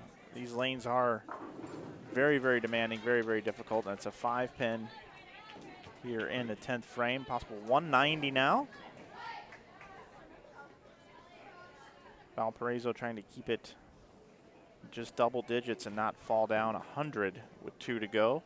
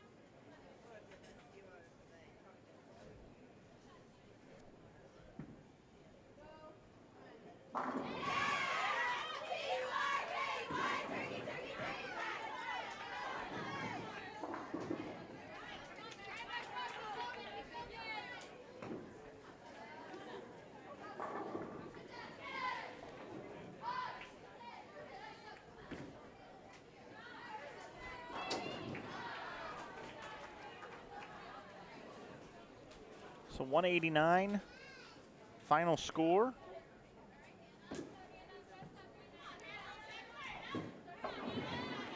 Valparaiso, that's 17 pins, takes them to 91 behind.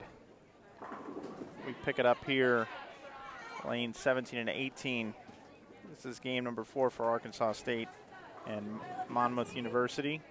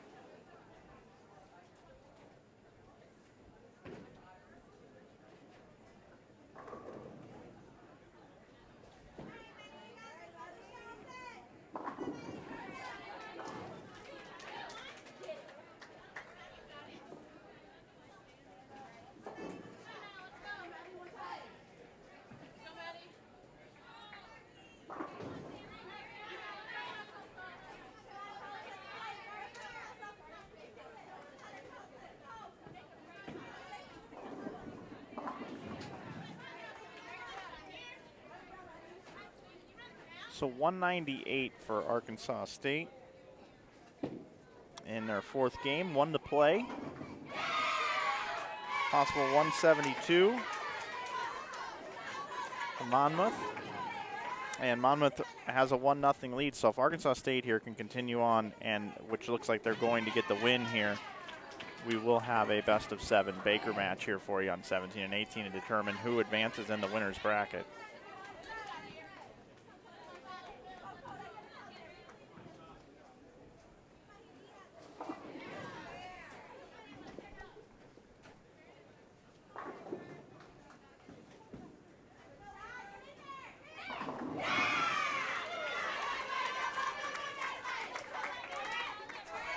I am now joined by special guest Thomas Samuel, the Executive Director of the Southland Bowling League. Welcome, sir. Oh, thank you. That's a great title, right? It is a great title. I brought it up here to make sure I got it right. Executive Director. All right. Yeah, that's a title that was bestowed on whoever the previous, actually I know who the previous person is, but yeah, so I just picked that up and basically help run this event. We've got Rick Barbera, that great official here that takes care of the whole thing, and so we're just happy to be here. Yeah, we do love Rick Barbera, that is for sure. I've worked with Rick many, many years. Believe it or not, he actually, little fun fact, he actually was one of the training managers when I went into the Brunswick management camp for running bowling centers back in 2000. 18 years ago, Rick trained me. Yeah, he seems like he can do these in his sleep, so. Yes, he can. It's great to have him, and the coaches all love him as well. So Thomas, how did you get hooked up with bowling here? Well, you know, when I came into the conference, my job is actually specifically, I was hired to do the compliance area, athletic compliance. I was asked if bowling would be a sport that I wouldn't mind undertaking. And my interviews, I'd mentioned I'd worked at Vanderbilt for 5 years. I was there in 2007 when Vanderbilt won the national championship in bowling. It was the first first national championship period Vanderbilt's ever had. And since then, they've gone on to win a baseball championship, and also worked at Arkansas State as an intern for a year, and got to know Coach Kostick over there. So that familiarity with bowling helped out when I interviewed and was offered the position to kind of help run this event. And I look forward to the challenge and opportunity. So it's been great. Josh Modelo over here has been great as well, the guy that runs this center. He's very passionate about bowling, and he wants to make sure this event is run properly, and hopefully the student athletes and the coaches enjoy it as well. So that's kind of a little bit about my background, how we got here. Absolutely, man.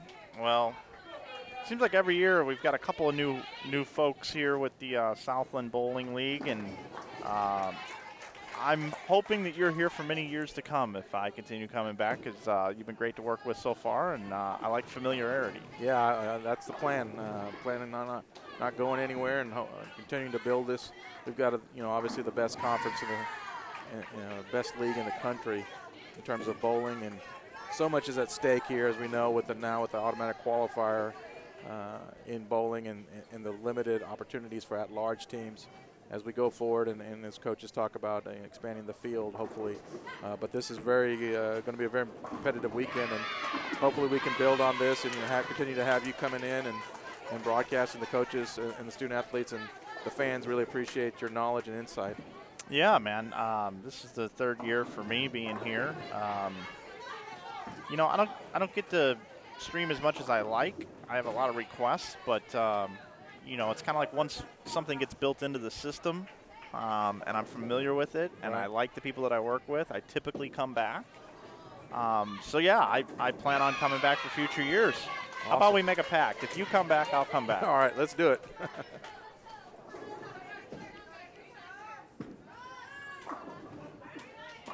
So how long have you lived in the Dallas area?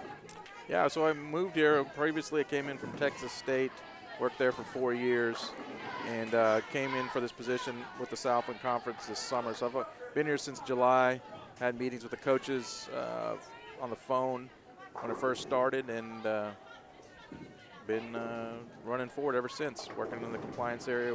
It's different. Our Southland Bowling League, as you all know, is a different entity than the Southland Conference. We have specific teams in this bowling league that aren't necessarily part of our conference with Arkansas State, Louisiana Tech, Monmouth, Valparaiso, and Tulane. Stephen F. Austin and Sam Houston are conference members. They're the ones who approached our commissioner, who will be here on Sunday, and he can fill you in on that story. But the main thing in terms of this conference was to get that automatic qualifier, and looking forward to that, as that was part of the process of in the NCAA tournament to get automatic qualifiers.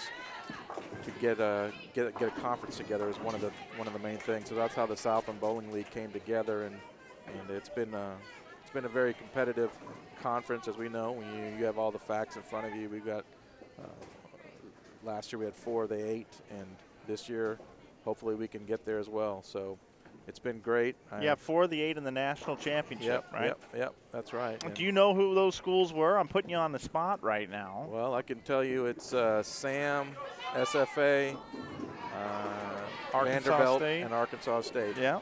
And, the thing about it,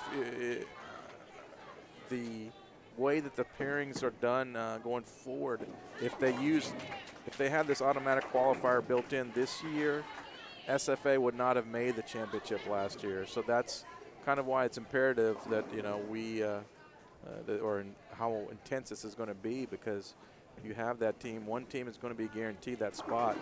So in theory, if you look at the RPI, you look at the teams that are in the in the top 8, and then you kind of you can play around and figure out, okay, which team, if they end up winning, will end up bumping a team out. So that's kind of what the look is here. We'll see what happens. It's kind of like our March Madness, right? It is. Where a team can come in and pull off an upset.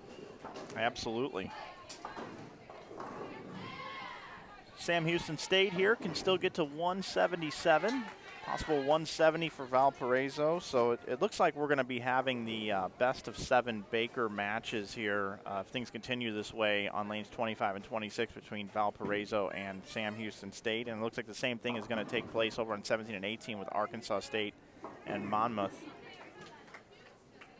And it also is appearing and looking like so far, although it's a little bit tighter, that on lanes 21 and 22, Stephen F. Austin and Tulane will also bowl in the Baker best of 7.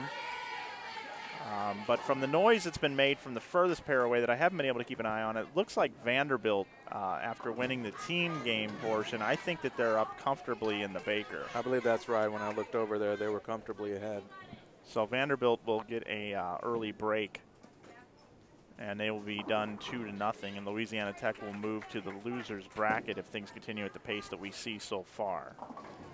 It was 160 for Valparaiso and possible 178 here for Sam Houston State. And the anchor bowler for Sam Houston State really gets a lot on the ball at the bottom of the swing and can get that ball back from just about anywhere. I've been really impressed with her game.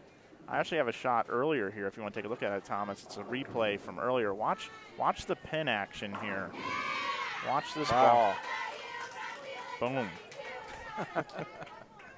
That's a powerful ball. Mike, how are these lanes going so far? How are they playing, in your opinion? They're tough. I mean, the big thing in bowling you want to look at is the ratio, and it's a 2.1 to 1 ratio, which means it's very, very flat, to where if you bowl on like a league condition or a regular house condition is what they call it, there's less oil on the outside part of the lane as there is in the middle part of the lane, which is kind of like a NASCAR track. It's like banked. So if you throw it too far to the right, you're going to get help to get the ball back towards the head pin. If you miss inside, you're going to get skid help, so the ball won't hook too much, and it'll still hit the 1-3 pocket if you're a right-hander or a 1-2 pocket if you're a left-hander. This particular pattern, because it's so flat across, if you miss right, if you're a right-hander, the ball's not going to have that opportunity to come back to the head pin, and you're going to come in light and miss the head pin. And the biggest key in bowling to knocking down all 10 pins is hitting the one closest to you.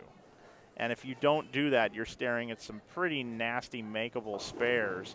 And then if you miss left, because there's not a higher concentration of oil, the ball wants to hook and go high on the head pin and leave something like what we're looking at right here on lane 18, which is a 4-6-9-10. Yep.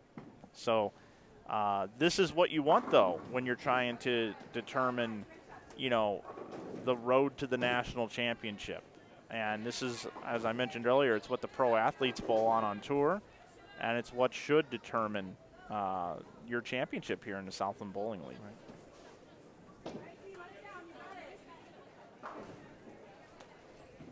It was 168 to 160, Sam Houston State with the advantage in that game number 4. Just to let everybody know, as we've moved ahead to the 5th game here, Arkansas State well ahead of Monmouth, and they are going to force that Baker best of 7.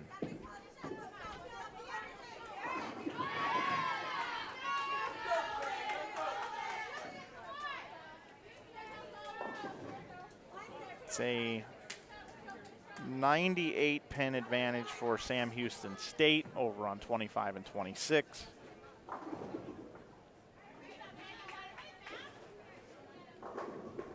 And we will take you there to finish up that as soon as Arkansas State and Monmouth finish competition here. We'll give them some more airtime on 17 and 18.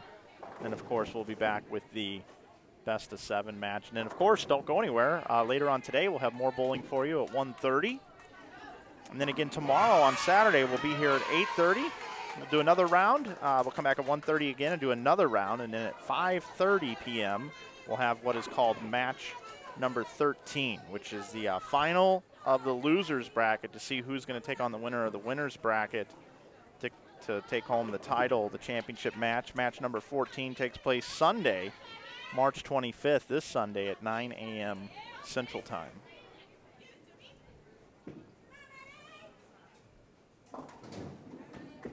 $196 for Arkansas State. Arkansas State bowls games at 216, 154, 182, 198, and 196 for that 5 games of total Baker. Monmouth bowled 155, 167, 180, 172, and has a possible 155 left here. So it'll be all squared up 1-1. We'll watch one shot here from Monmouth anchor bowler. Looks like she missed left, crosses over. And we will now finish up here on lanes 25 and 26. Game number 5 joined in progress. Sam Houston State bowled 159, 202, 206, 168. Valparaiso 131, 156, 189, 160. So they have a 98 pin lead here, Sam Houston State does. And they start with 2 out of 3 strikes to start the game, so it's safe to say that Sam Houston State will even the score here 1-1. We're talking it over with Thomas Samuel from the Southland Bowling League. And Thomas, are you going to be here the entire time of the event? Yes, sir. I'm here to start to finish and enjoying a lot of quality bowling competition. This morning, myself and Rick were up here at 6 to make sure the woe patterns are all good to go and are accurate. And I know you were here last night getting this thing set up. I want to give a shout out to those in the chat. I'm catching up on that. Trendsetter Rico said hello to me in Columbus, and we talked about George Gohagen III. And yes, sir, I do remember you, and I appreciate you coming by and snapping a photo. And glad you're doing well today here watching this women's collegiate bowling. I want to say hello to Cody Smith. He was asking about the oil pattern they were bowling on, and I think we answered that question just a little bit ago. And let's see. Ashley Jackson, do I have something about Smyrna Bowling Center this Saturday morning? We're not sure, Ashley. You might want to contact the bowling center and find out if you have league this week. Cody, thanks for your coverage. Always nice to see youth competing in such a great sport. Anchor bowler for Sam Houston State is a beast. Yes, I believe she is as well. And to Stephen Lane, good morning to you as well, sir. If you want to help us out, you can subscribe to our YouTube channel. If you're not subscribed already, we would certainly appreciate that. You can also hit the thumbs up button down below, give us a like, and let your friends know that you're watching NCAA Collegiate Bowling here, the Southland Bowling League Championship. We are in Dallas, Texas, here at USA Bowl. I'm Mike Flanagan from InsideBowling.com, and Thomas Samuel from the Southland Bowling League is also here with me, joining me here in the booth. It's always nice to have a friend to join me for a little banter and a little conversation back and forth. Did you go back and look at any of the prior year's tournament coverage? I did. I did. And when I look back at last year's a little bit, and that was Vanderbilt winning the thing last year, going on to the NCAA tournament. It's just such a competitive league, and we get good quality bowling. You know, that's one thing that I think what separates us among some other leagues. You may not have necessarily the same type of competition here, so I would think like a team that's an 8th seed here could go out and win another league pretty easily in some of the leagues that have been established. So these are very good teams, and I think as we continue to grow this thing and build it up, we can have a situation where, you know, we can be the guys, the leaders inside within the bowling community, as well as we try to build the sport, because that's one of the things. It's an emerging sport and it's growing, and we need more teams out there. Eventually we'll probably separate it out. I think you'll look at Division I, Division II type teams, and we really do appreciate the coverage that you provide over here.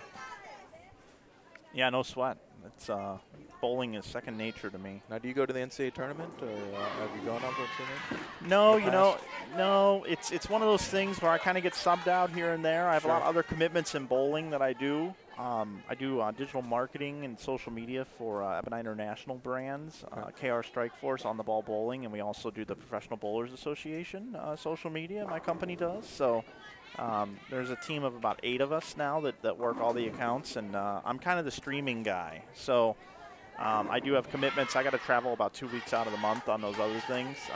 This is actually, last weekend was my first weekend home in 7 weeks. Wow. Yeah. So you're not much. You got a lot of hotel points. And well, you know, it's actually funny you mentioned that. I'm a Priceline guy, always have been, and I don't really get any points. Right. But all the airlines, I got all the points. And the credit card points and all that stuff. So yeah, I do probably need to, you know, the hotel thing is interesting with the points, because I actually think that's one of the systems that actually helps the worker more than it helps the company, because a lot of times people are like, oh, well, I'm loyal to this particular hotel, so I have to stay there, even though it may not be the best rate. Right. And because they allow me to, you know, write off internet and other things like that on my flights, because I need that because of my job. And every once in a while I splurge on a little bit of a nicer meal. I typically try to save my clients money on the hotel rooms, so that's kind of a give. That's kind of a trade-off. I also don't necessarily have the opportunity to book my flight way in advance, 'cause a lot of times I get a call, hey, 2 weeks, we need you. So my flights usually are a little more expensive as well. But yeah, I actually have to go to Syracuse. Actually, I have to go to St. Louis next weekend for a fantasy baseball draft, and then spend a little bit of time there for Easter, and then I'll be off to Syracuse to bowl the national tournament, the USBC Open Championships, Monday and Tuesday, April 2nd and 3rd. Then I don't know where I'm going from there. Right. I'm either going to go to Hopkinsville, Kentucky for a few days, or I'm going to go back to Utah, which is home, and then I got to go back to Syracuse to cover the USBC Masters for the whole week. So what's the longest you stay at home in this time frame? Man, you know, I had a good run in December where I had 2.5 weeks at home. And I had a nice run, I believe it was like around August, where I had 3.5 weeks at home. And I got to tell you, when I'm home like that, it gives me an opportunity to really get caught up on a lot of things. I have a chance to evaluate, you know, YouTube channels, what we're doing with the website, what we're doing with everything that we do. And I'm the ultimate freelancer in bowling. It's hard for me to work with other people sometimes because I'm so opinionated and I have all these things I want to do, and I don't want to wait for the due process to play out.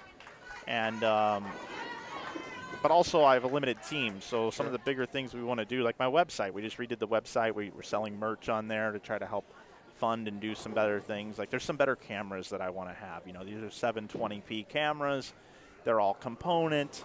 I want to upgrade them, and crowdfunding is a good way to do that. So we chose to go the merch route. It's going very well. We have over 250 orders so far in 40 days, and people are supporting the channel big time. So I could commit to more. I could stream every weekend if I wanted to. Right. There's that much demand, and there's not many people that do it. But unfortunately, for the tournaments, but fortunate for me. I cannot be a weekend karaoke guy that just streams every weekend. I just can't do it, so I have to pick and choose. So that's going to do it for Sam Houston State. 226 finishes strong. It's the highest game that we've seen in Baker play, although we did not see Vanderbilt, their games, and they are done. They have defeated Louisiana Tech. John's actually over here right now. No, it's cool. I'm just gonna ask him real quick. You guys, do you know your total? 1130, 130 over, and started with 159. That's pretty good. And Matt from Louisiana, Texas. They had a lot of Brooklyns. But what was Matt's team score? Oh, they bowled 976. 976 would have looked good down here. That's right. What'd you guys do? Wall them up down there? Yeah, played them the right way. Wow, 970. Wow, that's pretty impressive.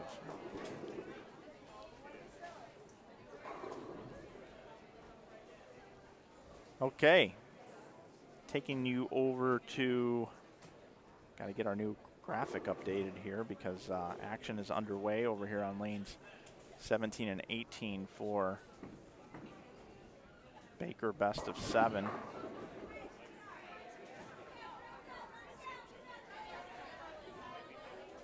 And they are quickly underway over here.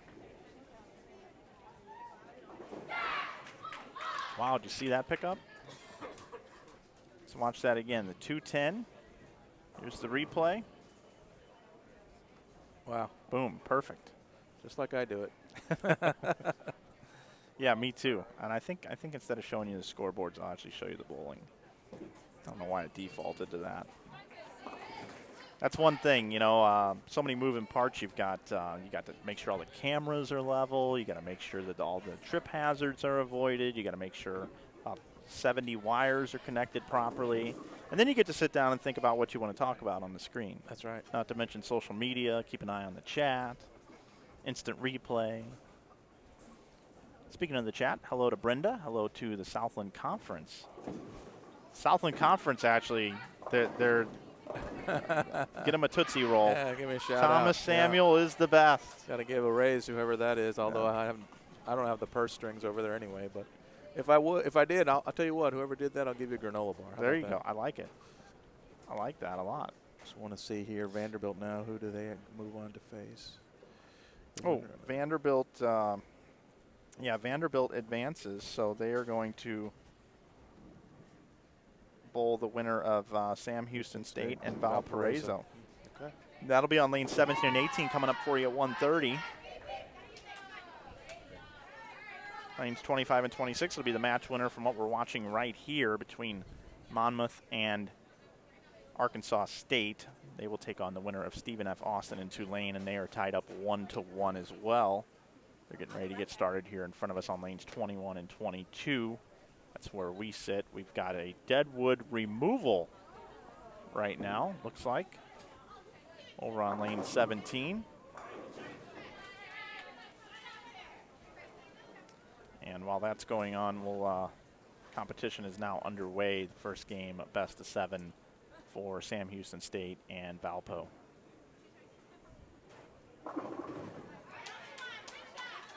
What's interesting to me is they get to bowl in the same pair. They've broken them down, so they know exactly what these lanes are doing. So I would anticipate the Baker scores going up a little bit in this round. The other thing is that will happen also is once a team has the other team locked out, since it is, you know, head-to-head now, you will see substitutes come in. You will see people try different lines, different bowling ball changes at the end of the games if they are locked out of it. And there's a miss of the 4-pin. Critical error there. But the first frame is a good frame to get that out of the way.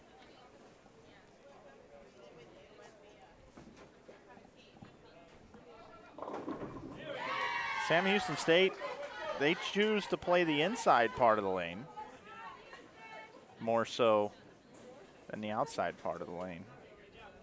Go back over to 17 and 18. We're finishing up the first game.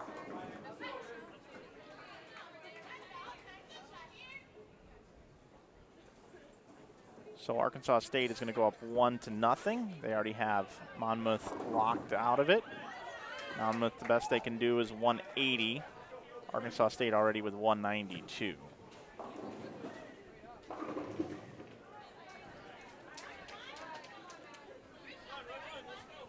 Well, Mike, I'm going to go ahead and step aside here and let you get back. Thanks for joining me. I appreciate it and appreciate everything you do. And looking forward to the continued awesomeness of this tournament. Pop back in, man, whenever you want. Thank you. All right, that's Thomas Samuel, Executive Director, Southland Bowling League. Joining me in the booth, we had Chris in earlier, Chris Makovski.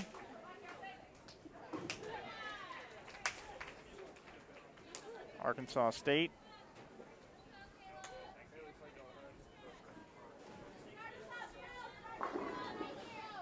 Up 1-0.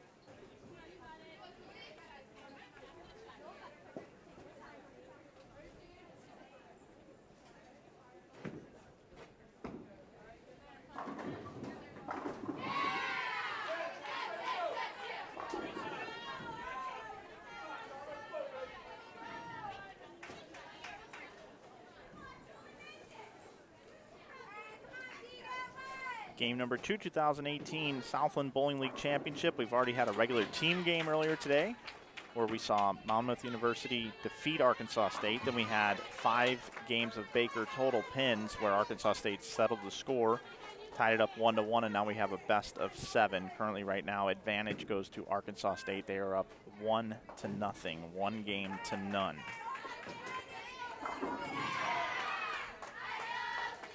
Also for you, we have lanes 25 and 26. Similar situation here. It was Valparaiso who comes in as the number 6 seed, defeated Sam Houston State in the regular traditional team game.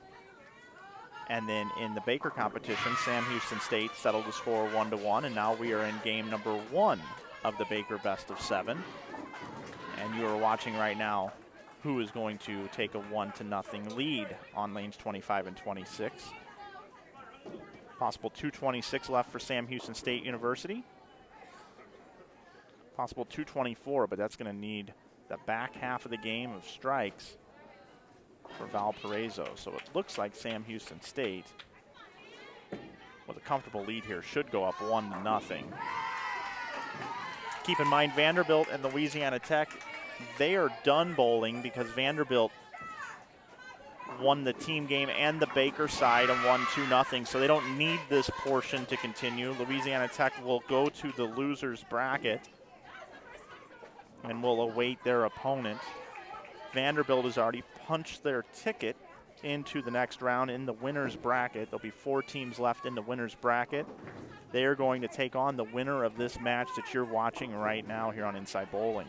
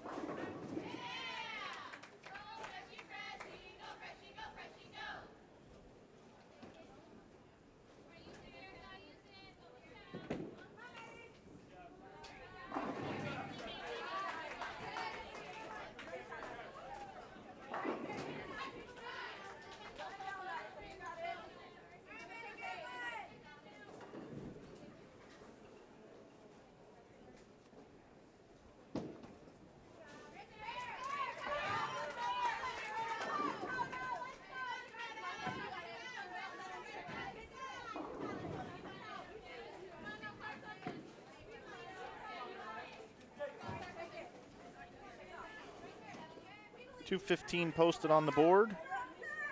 Sam Houston State. Valparaiso will go down to 1-0. We'll take you back over to 17 and 18 now at this point, where Arkansas State has a 1-0 lead over Monmouth.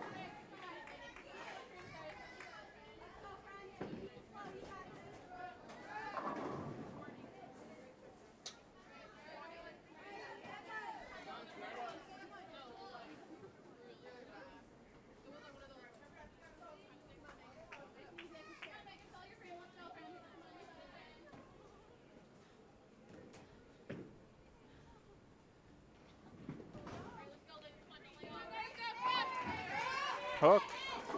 Oh, it does. I was worried about that ball hooking. All right, Monmouth here. Needs to get the striking wagon going here. With a possible 153 already in the 7th for Arkansas State. It's about a 30-pin lead for Arkansas State in this game number 2. They are up 1-0, best of 7. 25 and 26. We just saw Sam Houston State take a 1-0 lead by bowling 216. It was 156 for Valpo. Remember, the difference in the score doesn't matter. because it's a best of 7. Hook, and it didn't.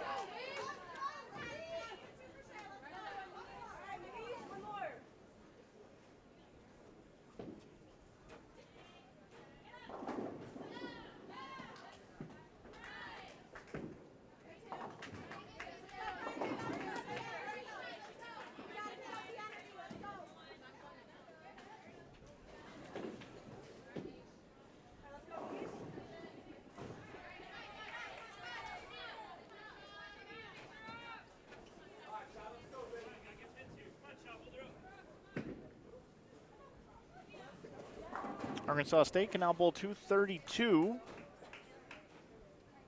And that's the lane earlier where we saw Jordan Richard go 4-9. That lane appears to have a little more friction off the end of the pattern. But Arkansas State's going to go up 2-0 over Monmouth here in the best of 7 Baker. So I think we'll just go ahead and we'll jet out of here, and we'll come back in a little bit.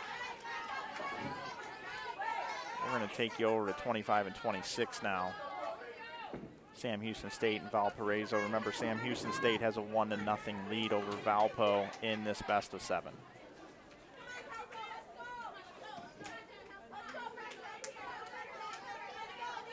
Say hello to everybody in the chat. Hello to Steven, Risto, Southland Conference. Glad you're watching with us. Appreciate everybody joining us today. Hopefully you're having a great weekend. What an exciting time for sports right now. There's those certain times of the year where just things just really get flowing and going well in sports. You got the Masters coming up in next weekend. Next weekend is the Masters, the golf tournament. You got March Madness going on in all sports, including this one. You've also got the baseball season about to kick off Thursday. You've still got you got the NBA trying to figure out who's going to make it into the playoffs. You got the NHL trying to figure out who's going to make it into the playoffs. You got the NFL draft coming up. Just an exciting time for sports. Just had the Daytona 500. So they need to rename March something other than March Madness. They should call it like March, I don't know. Somebody smarter than me will have to figure that out. So Sam Houston State struggling here a little bit, but their anchor bowler, who's been solid all morning, gets a strike there in the 5th and says, come on, let's go. We're not out of this. Half a game to go. Baby split here facing Valpo, anchor bowler. 310, that's going to have to hook. And it did not. So 84 in the 5th for Valpo. And now, with a strike here, can pretty much cut it to just about an even match for Sam Houston State, and they do. So just like that, Sam Houston State coming on here in the middle of game number 2. First team to win 4 will advance in the winner's bracket. Remember, this is double elimination, so even the teams that lose will still have the opportunity to get that berth into the NCAA Championship Tournament. An automatic bid comes out of the Southland Bowling League Sunday, 9 a.m. here on Inside Bowling. So now a triple for Sam Houston State.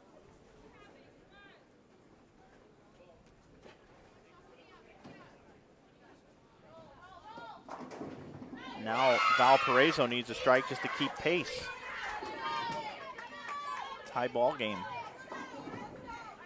And that's that flat oil pattern, just missing a little bit to the right. Ball just hangs out there. Now staring at a washout, the 1, 2, 4, 10. Solid 4-pin.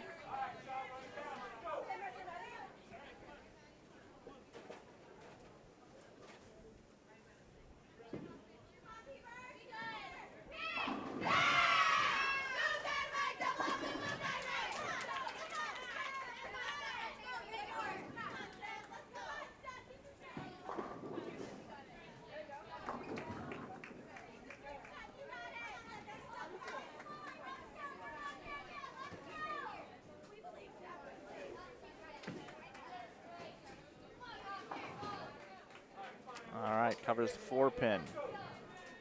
So that open in the 7th, you know, Sam Houston State finally doesn't throw a strike here in the 8th, and Valpo just gives it right back with an open in the 7th. So how about a strike here for Valparaiso? Well, 3-pin coming in high on the head pin pretty much consistently here on lane 25. So with a spare here, which should be makeable, we'd be staring at possible 132 in the 8th, and be 153 in the 8th. So a 20-pin match, and there's Sam Houston State with a strike in the 9th. So if Sam Houston State can just stay clean here in the 10th, they'll go up 2-0. And just to update you on the Arkansas State Monmouth match, it was 2-0-8 for Arkansas State.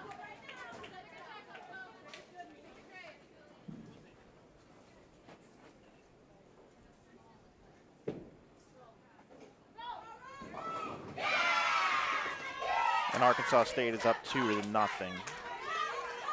And we will go there in just a moment, as they are a full game ahead of these lanes 25 and 26.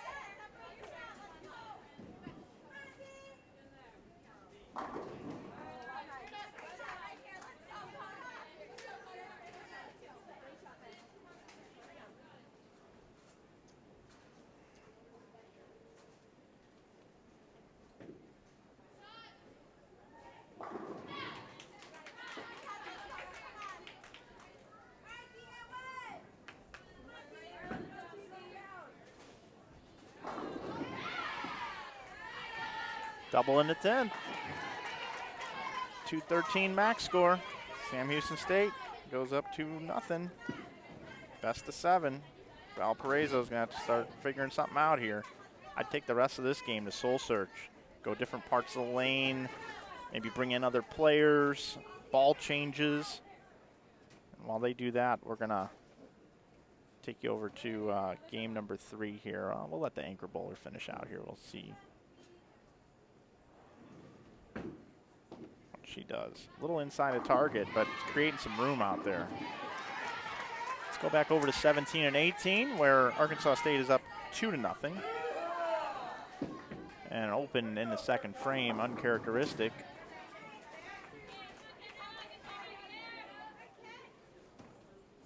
And it looks like they've actually got the scoreboards backwards right now. So the team on the right is actually Monmouth, and the team on the left is actually Arkansas State. So the scoreboards are not the correct teams, just to let you know. But the scores are correct by the team that is bowling on that side. Just the names are wrong and the colors are wrong.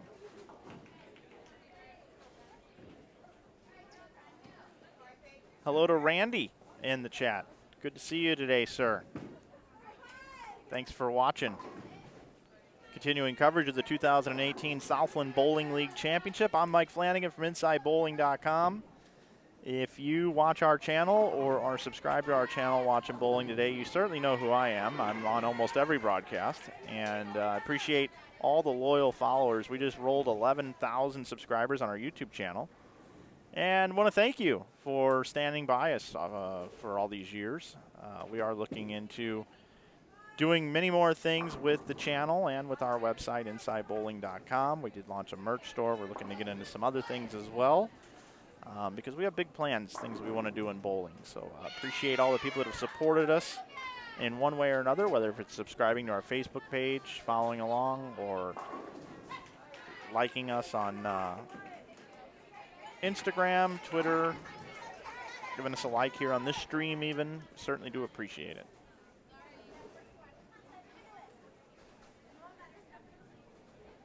We are here at USA Bowl here in Dallas, Texas. Josh Medella, proprietor, taking care of us. They're doing a huge remodel. If you're watching this and you maybe have a son or daughter, or maybe you're competing in Junior Gold, this is one of the host centers for Junior Gold 2018. Not going to miss that.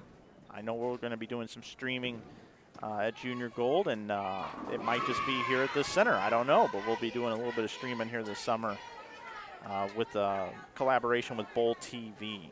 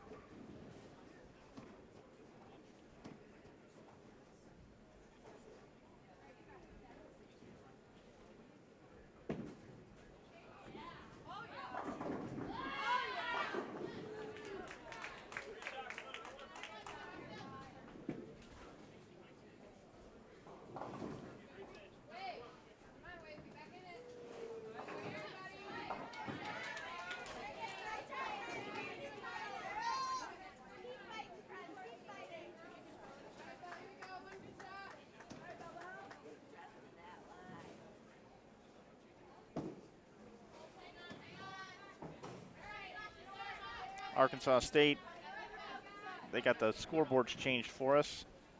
Arkansas State in a big lead here now, looking to go up 3-0 in this best-of-7 Baker match.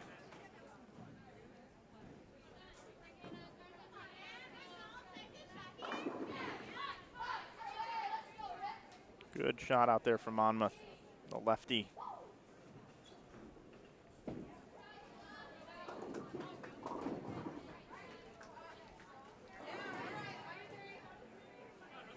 Leah Glazer with a 2-5.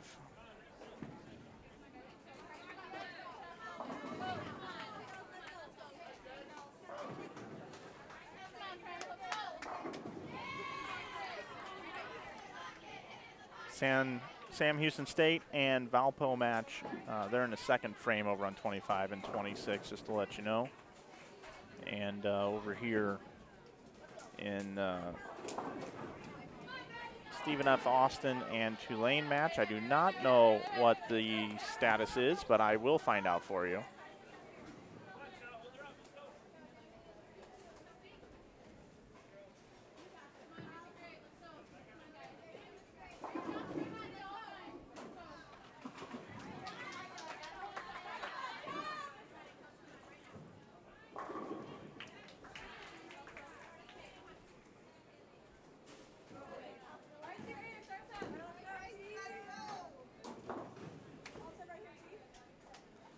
So Arkansas State just totally lined up now, and they're putting on a clinic over here on 17 and 18.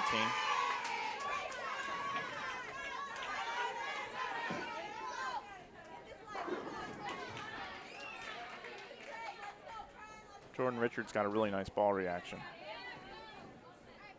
Ball's not overhooking on the back end. It's blending out the pattern front to back.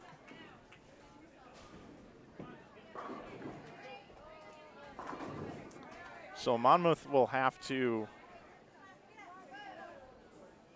win 4 in a row, which, hey, it's possible. Tough, but it's possible. That one just looked a little firm for Jordan, so we'll go back over to lanes 25 and 26, Valparaiso and Sam Houston State. Sam Houston State up 2-0. Nice cover.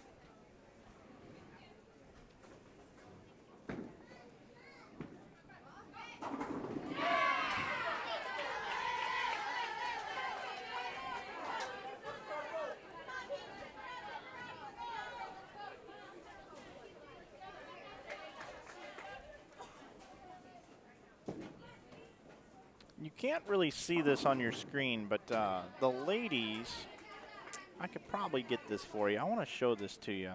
I think you can kind of see here. Let's see. I'm getting rid of the scoreboard for a moment. And it's kind of out of camera range, but there are a lot of girls that are wearing coats now. It's gotten pretty chilly here in the bowling center. Lots of coats on.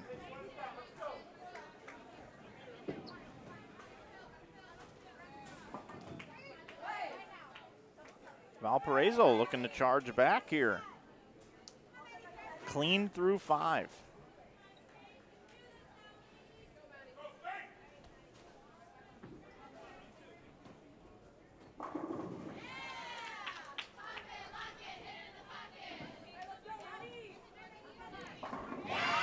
That was Hannah Fortin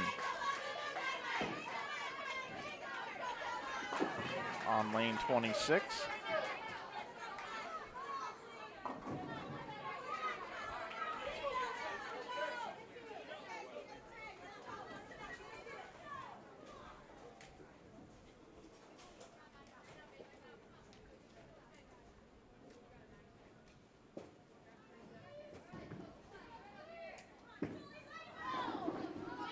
Oh, look at the 5 just tilt. They got a 21 pin lead through 5 with a strike up. 31 pin lead now in this game. Let's take a look at this shot again. Watch the pin action and a tap on the 10.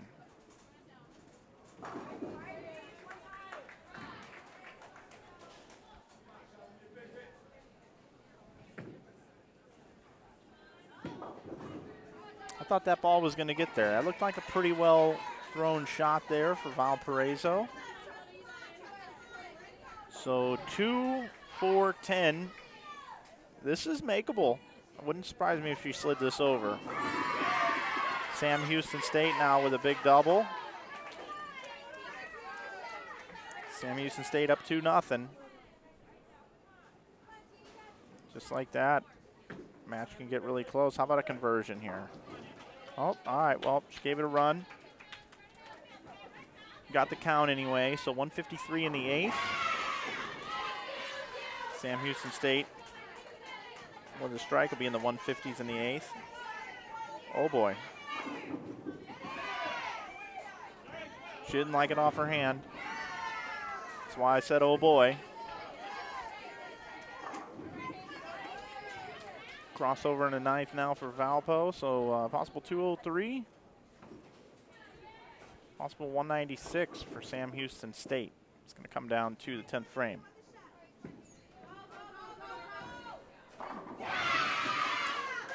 The cheering that you hear is from Stephen F. Austin.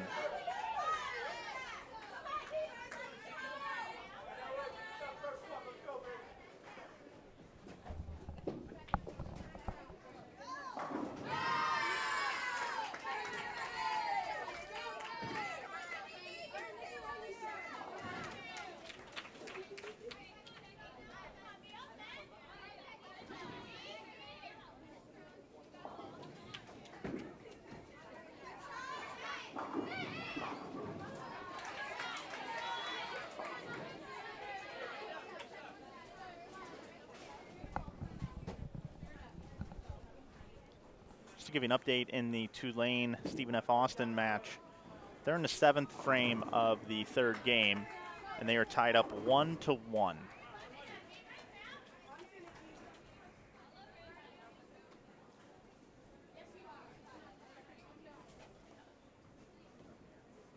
And they're in a really tight match, 1-pin match right now in the 8th and 9th frames.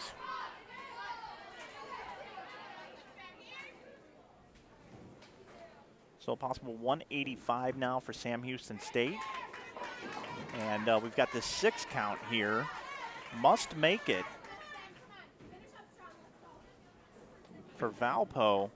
Must make this. Oh. And doesn't cover the spare. So Sam Houston State dodges a bullet.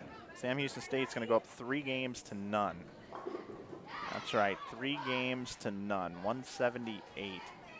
Well, I should say that Sam Houston State needs to keep their foot behind the foul line. So that chant you hear is from Stephen F. Austin. They just threw the first strike. Stephanie Schwartz did in the 10th frame. First strike. They have 185 in the 9th with a strike up in the 10th now. And Tulane can still bowl 211. They're attempting the 124 in the 9th.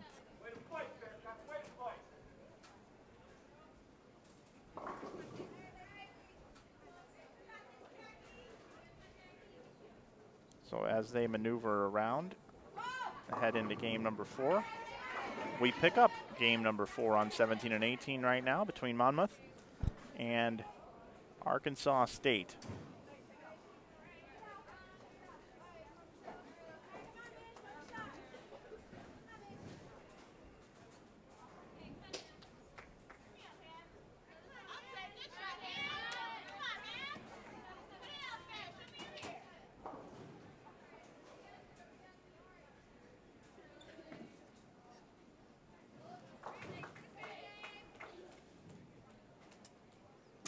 In the 5th, 85, I'm sorry, 10, possible 105 in the 5th. So about a 23-pin lead here for Arkansas State. They're looking to close out Monmouth 4-0.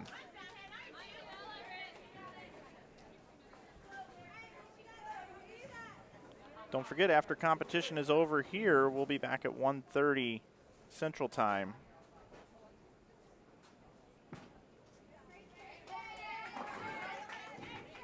For matches 5 and 6 and 7 and 8. And then we'll be done today. We'll be back Saturday at 8:30 a.m., 1:30 p.m., and 5:30 p.m. Then Sunday morning at 9 a.m. for the championship match.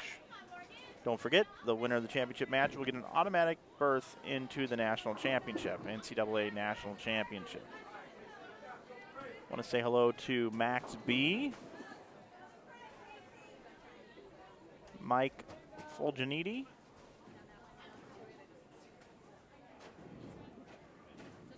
Robert Mikulaic, Dark Knight, and Corey. You're welcome, Corey. And it looks like here they want to know, is this going to be archived to view later? Yes, we will archive all the footage on Inside Bowling. Yes, we will.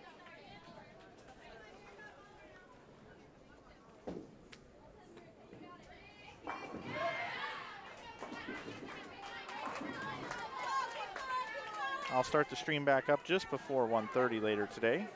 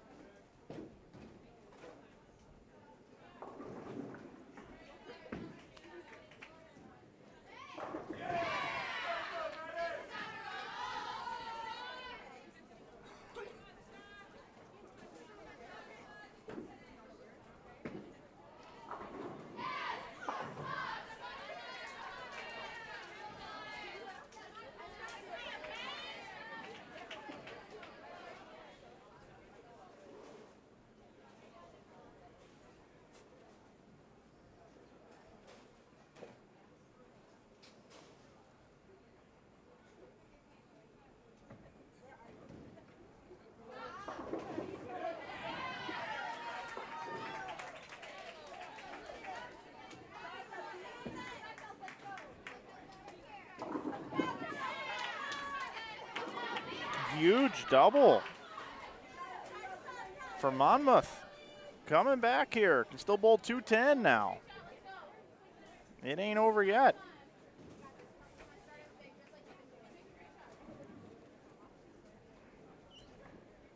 Staying alive.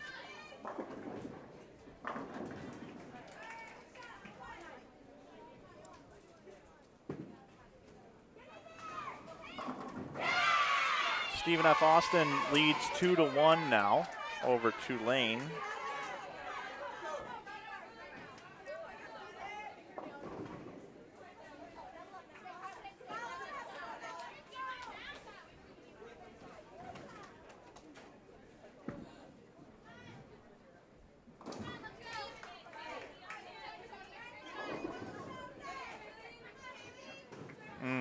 And a solid 10-pin miss here. Looks like 197 max score now for Arkansas State.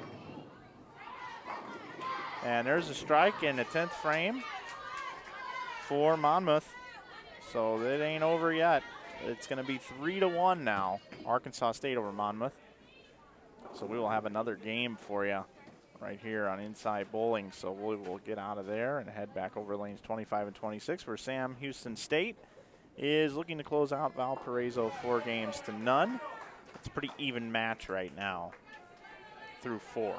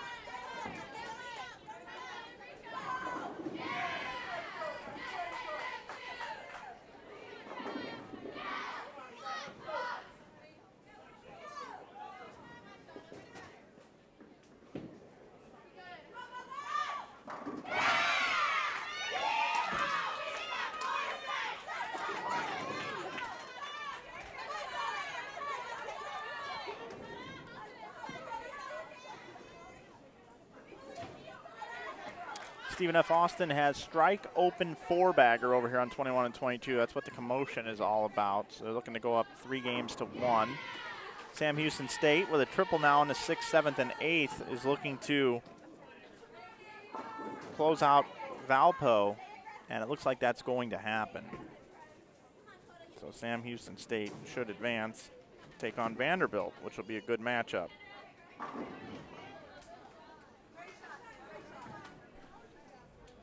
Both past NCAA collegiate champions, Vanderbilt and Sam Houston State.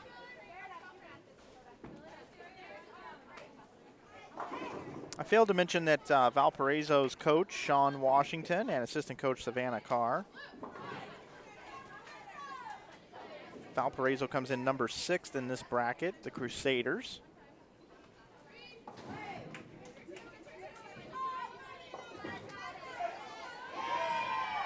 Sam Houston State, with that spare conversion in the 9th, can bowl 222. Coach Brad Hagan.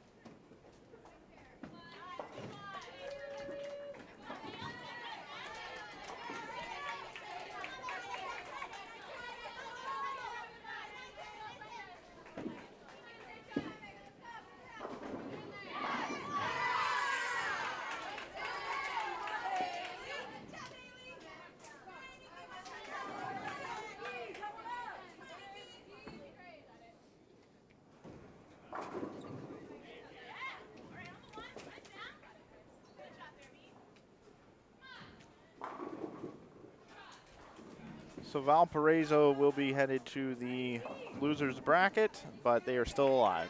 And it's a hard road to get there, but they can still get there. That's why it's a double elimination format.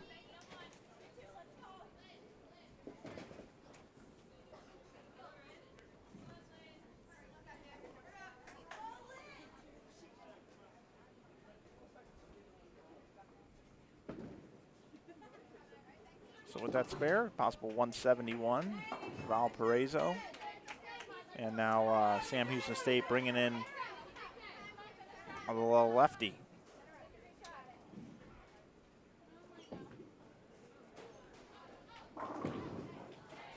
Crosses over. Bounce out of here since it's pretty much determined what's going on there. We'll take you back over to 17 and 18 for the duration of our stream. Picking it up in game number 5. It's 3 games to 1 over here for Arkansas State.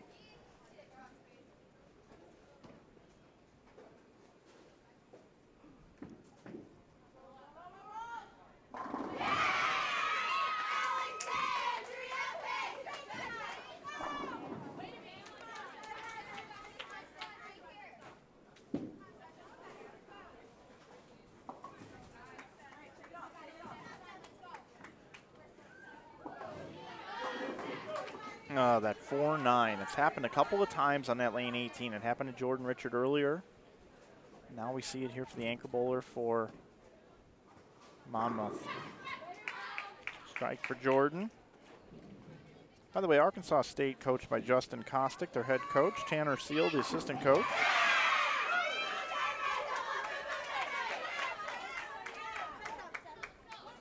And Monmouth sponsored, head coach Karen Greigel.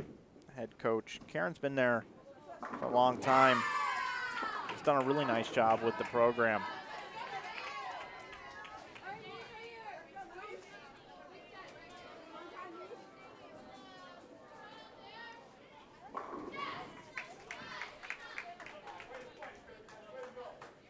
Monmouth has 4 seniors on the team. Allison Carolla, Jackie Evans, Demi May, and Julie Blanco. For Arkansas State, seniors J.D. Scott Jones, who we just saw, Jordan Kaza,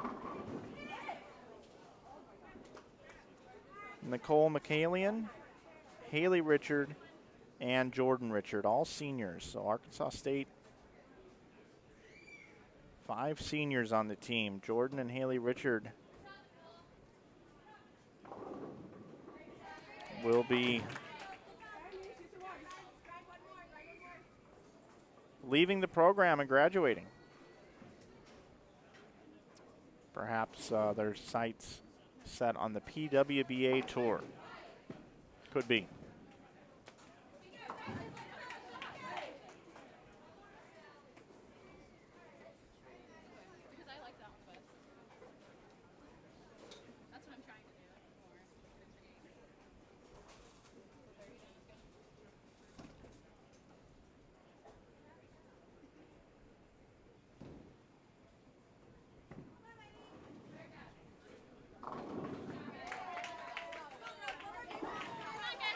So it was 193 for Tulane, 201 for Stephen F. Austin. Stephen F. Austin up 3 games to 1 over on 21 and 22. Here on 17 and 18, Arkansas State looking to close out Monmouth University.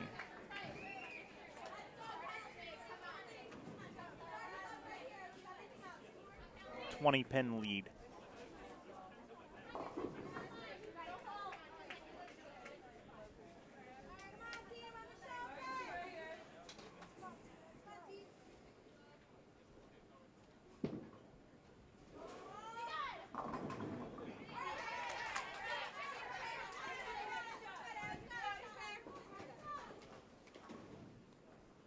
Bowlers Mart Melbourne wants to know, are you going to be covering the NAIA National Championships? At this point in time, no, I am not.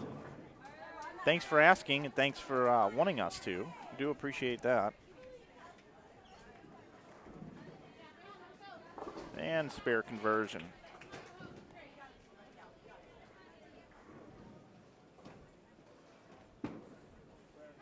I was able to get my cameras higher today in this venue. It's a really nice setup. They gave me some really tall bar tables, and it is a step down to the bowlers area.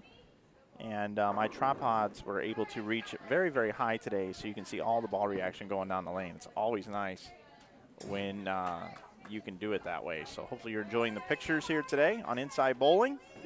It's 11:30 Central Time. In about 2 hours, we'll be back with the next round here from the Southland Bowling League Championship. We are in Dallas, Texas. Don't forget, you can stop by, come by and root on the ladies yourself in person. We got bleachers here. We got a great snack bar. We've got merchandise here that you can support the Southland Bowling League. There's a lot of things you can take advantage of here. You can come by and say hello to everybody, including me. You can also throw money at me here in the booth just to harass me. I don't mind. Really don't mind. I'll get one of those collection baskets.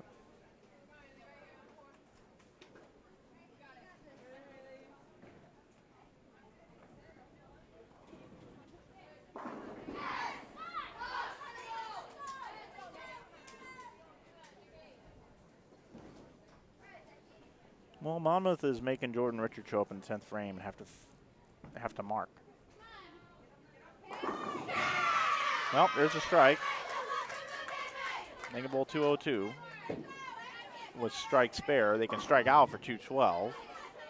Possible 205 here for Monmouth. So it is more than a mark. I read that wrong. Double shuts him out. Well, that 10-pin was a good shot, but going to fall short. 185 now, the max score. And Stephen F. Austin now spare triple over on lanes 21 and 22. They're up 3 games to 1. Tulane with an open, and now they're staring at a 4-6-7-9. Watch the ball travel down the lane on 21 here. If you see a strike here, you'll hear the strike as well. And there it is. That's a spare 4-bagger for Stephen F. Austin and 3 consecutive open frames for Tulane. So Stephen F. Austin coming back nicely in this match.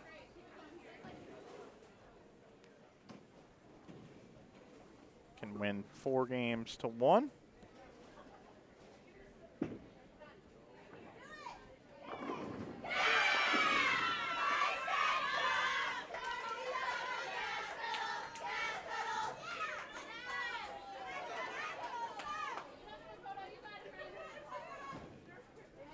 Arkansas State finishes it out 4-0. They will advance in the winner's bracket.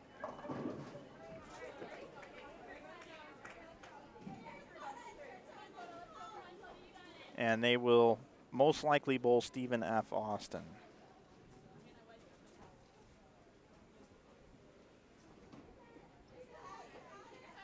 So interesting that 3 of the 4 matches, the lower seed won the regular team game, but then in Baker, in every single case, the higher seed has come back to win. So it was a scare early, but looks like they've come back to win. The Stephen F. Austin match is not over yet, but with spare 5-bagger now and 4 consecutive opens for Tulane. Best Tulane can do 215. Stephen F. Austin can max for 290. Although it is 467. I'll stay here with you and call it out to you and let you know what's happening. I will give you play-by-play here. As soon as it's mathematically over, I will stop the stream and come back at 1:30. Check in on the chat. Any questions? Anybody have anything? This is a very flat oil pattern. 2.1 to 1 ratio. Very low scores. 200 games are at a premium. And we've seen plenty of them. Vanderbilt earlier bowled 1130 in their Baker. 1130 for 5 Baker games. Pretty incredible.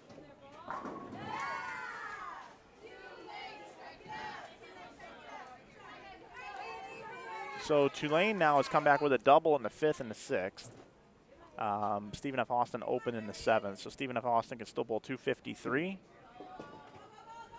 Possible 215 for Tulane, but that's a strike for Stephen F. Austin over on lane 21. You'll see the ball travel down the lane on lane 22. That is Tulane. And a solid 9. Solid 9. So let's see, 64, 84, 104. They can bowl 194. Stephen F. Austin already has 173. See the ball go down the lane here on 21 off to the right side of your screen, and we'll see where this ends up. Strike here pretty much seals the deal.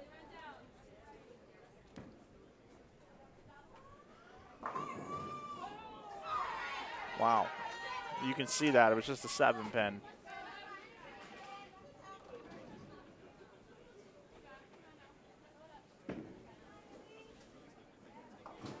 Best Tulane can do is 194. And with a mark here, it's over in the 9th. Stephen F. Austin advances.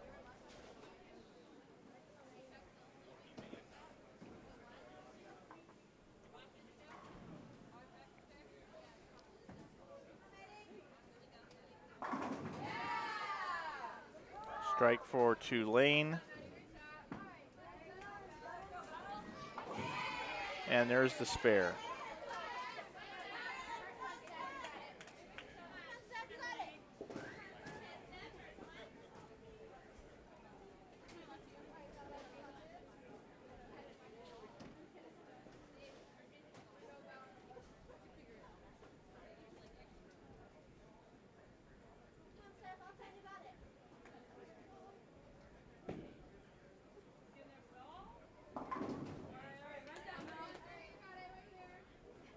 Once again, I'd like to thank our sponsors. Southland Bowling League is brought to you by Midsouth Bank. It's time to love your bank.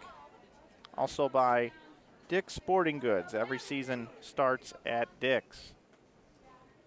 Also the Universal Coin and Bullion, America's Gold Expert. And last but not least, Ready Nutrition. Clean nutrition that works just as hard as you do. Ready Nutrition. Thank you to our great sponsors, and thank you to you for watching the Southland Bowling League Championships 2018 edition.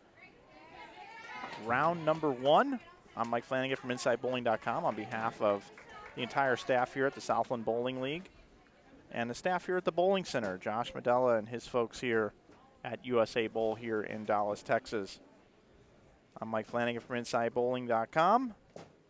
Thank you for watching, and congratulations to Arkansas State, Stephen F. Austin, Sam Houston State, and Vanderbilt advancing. We will see those 4 teams square off here on Inside Bowling at 1:30 Central Time. Until then, have a great afternoon and a great lunch. We will see you at 1:30 today.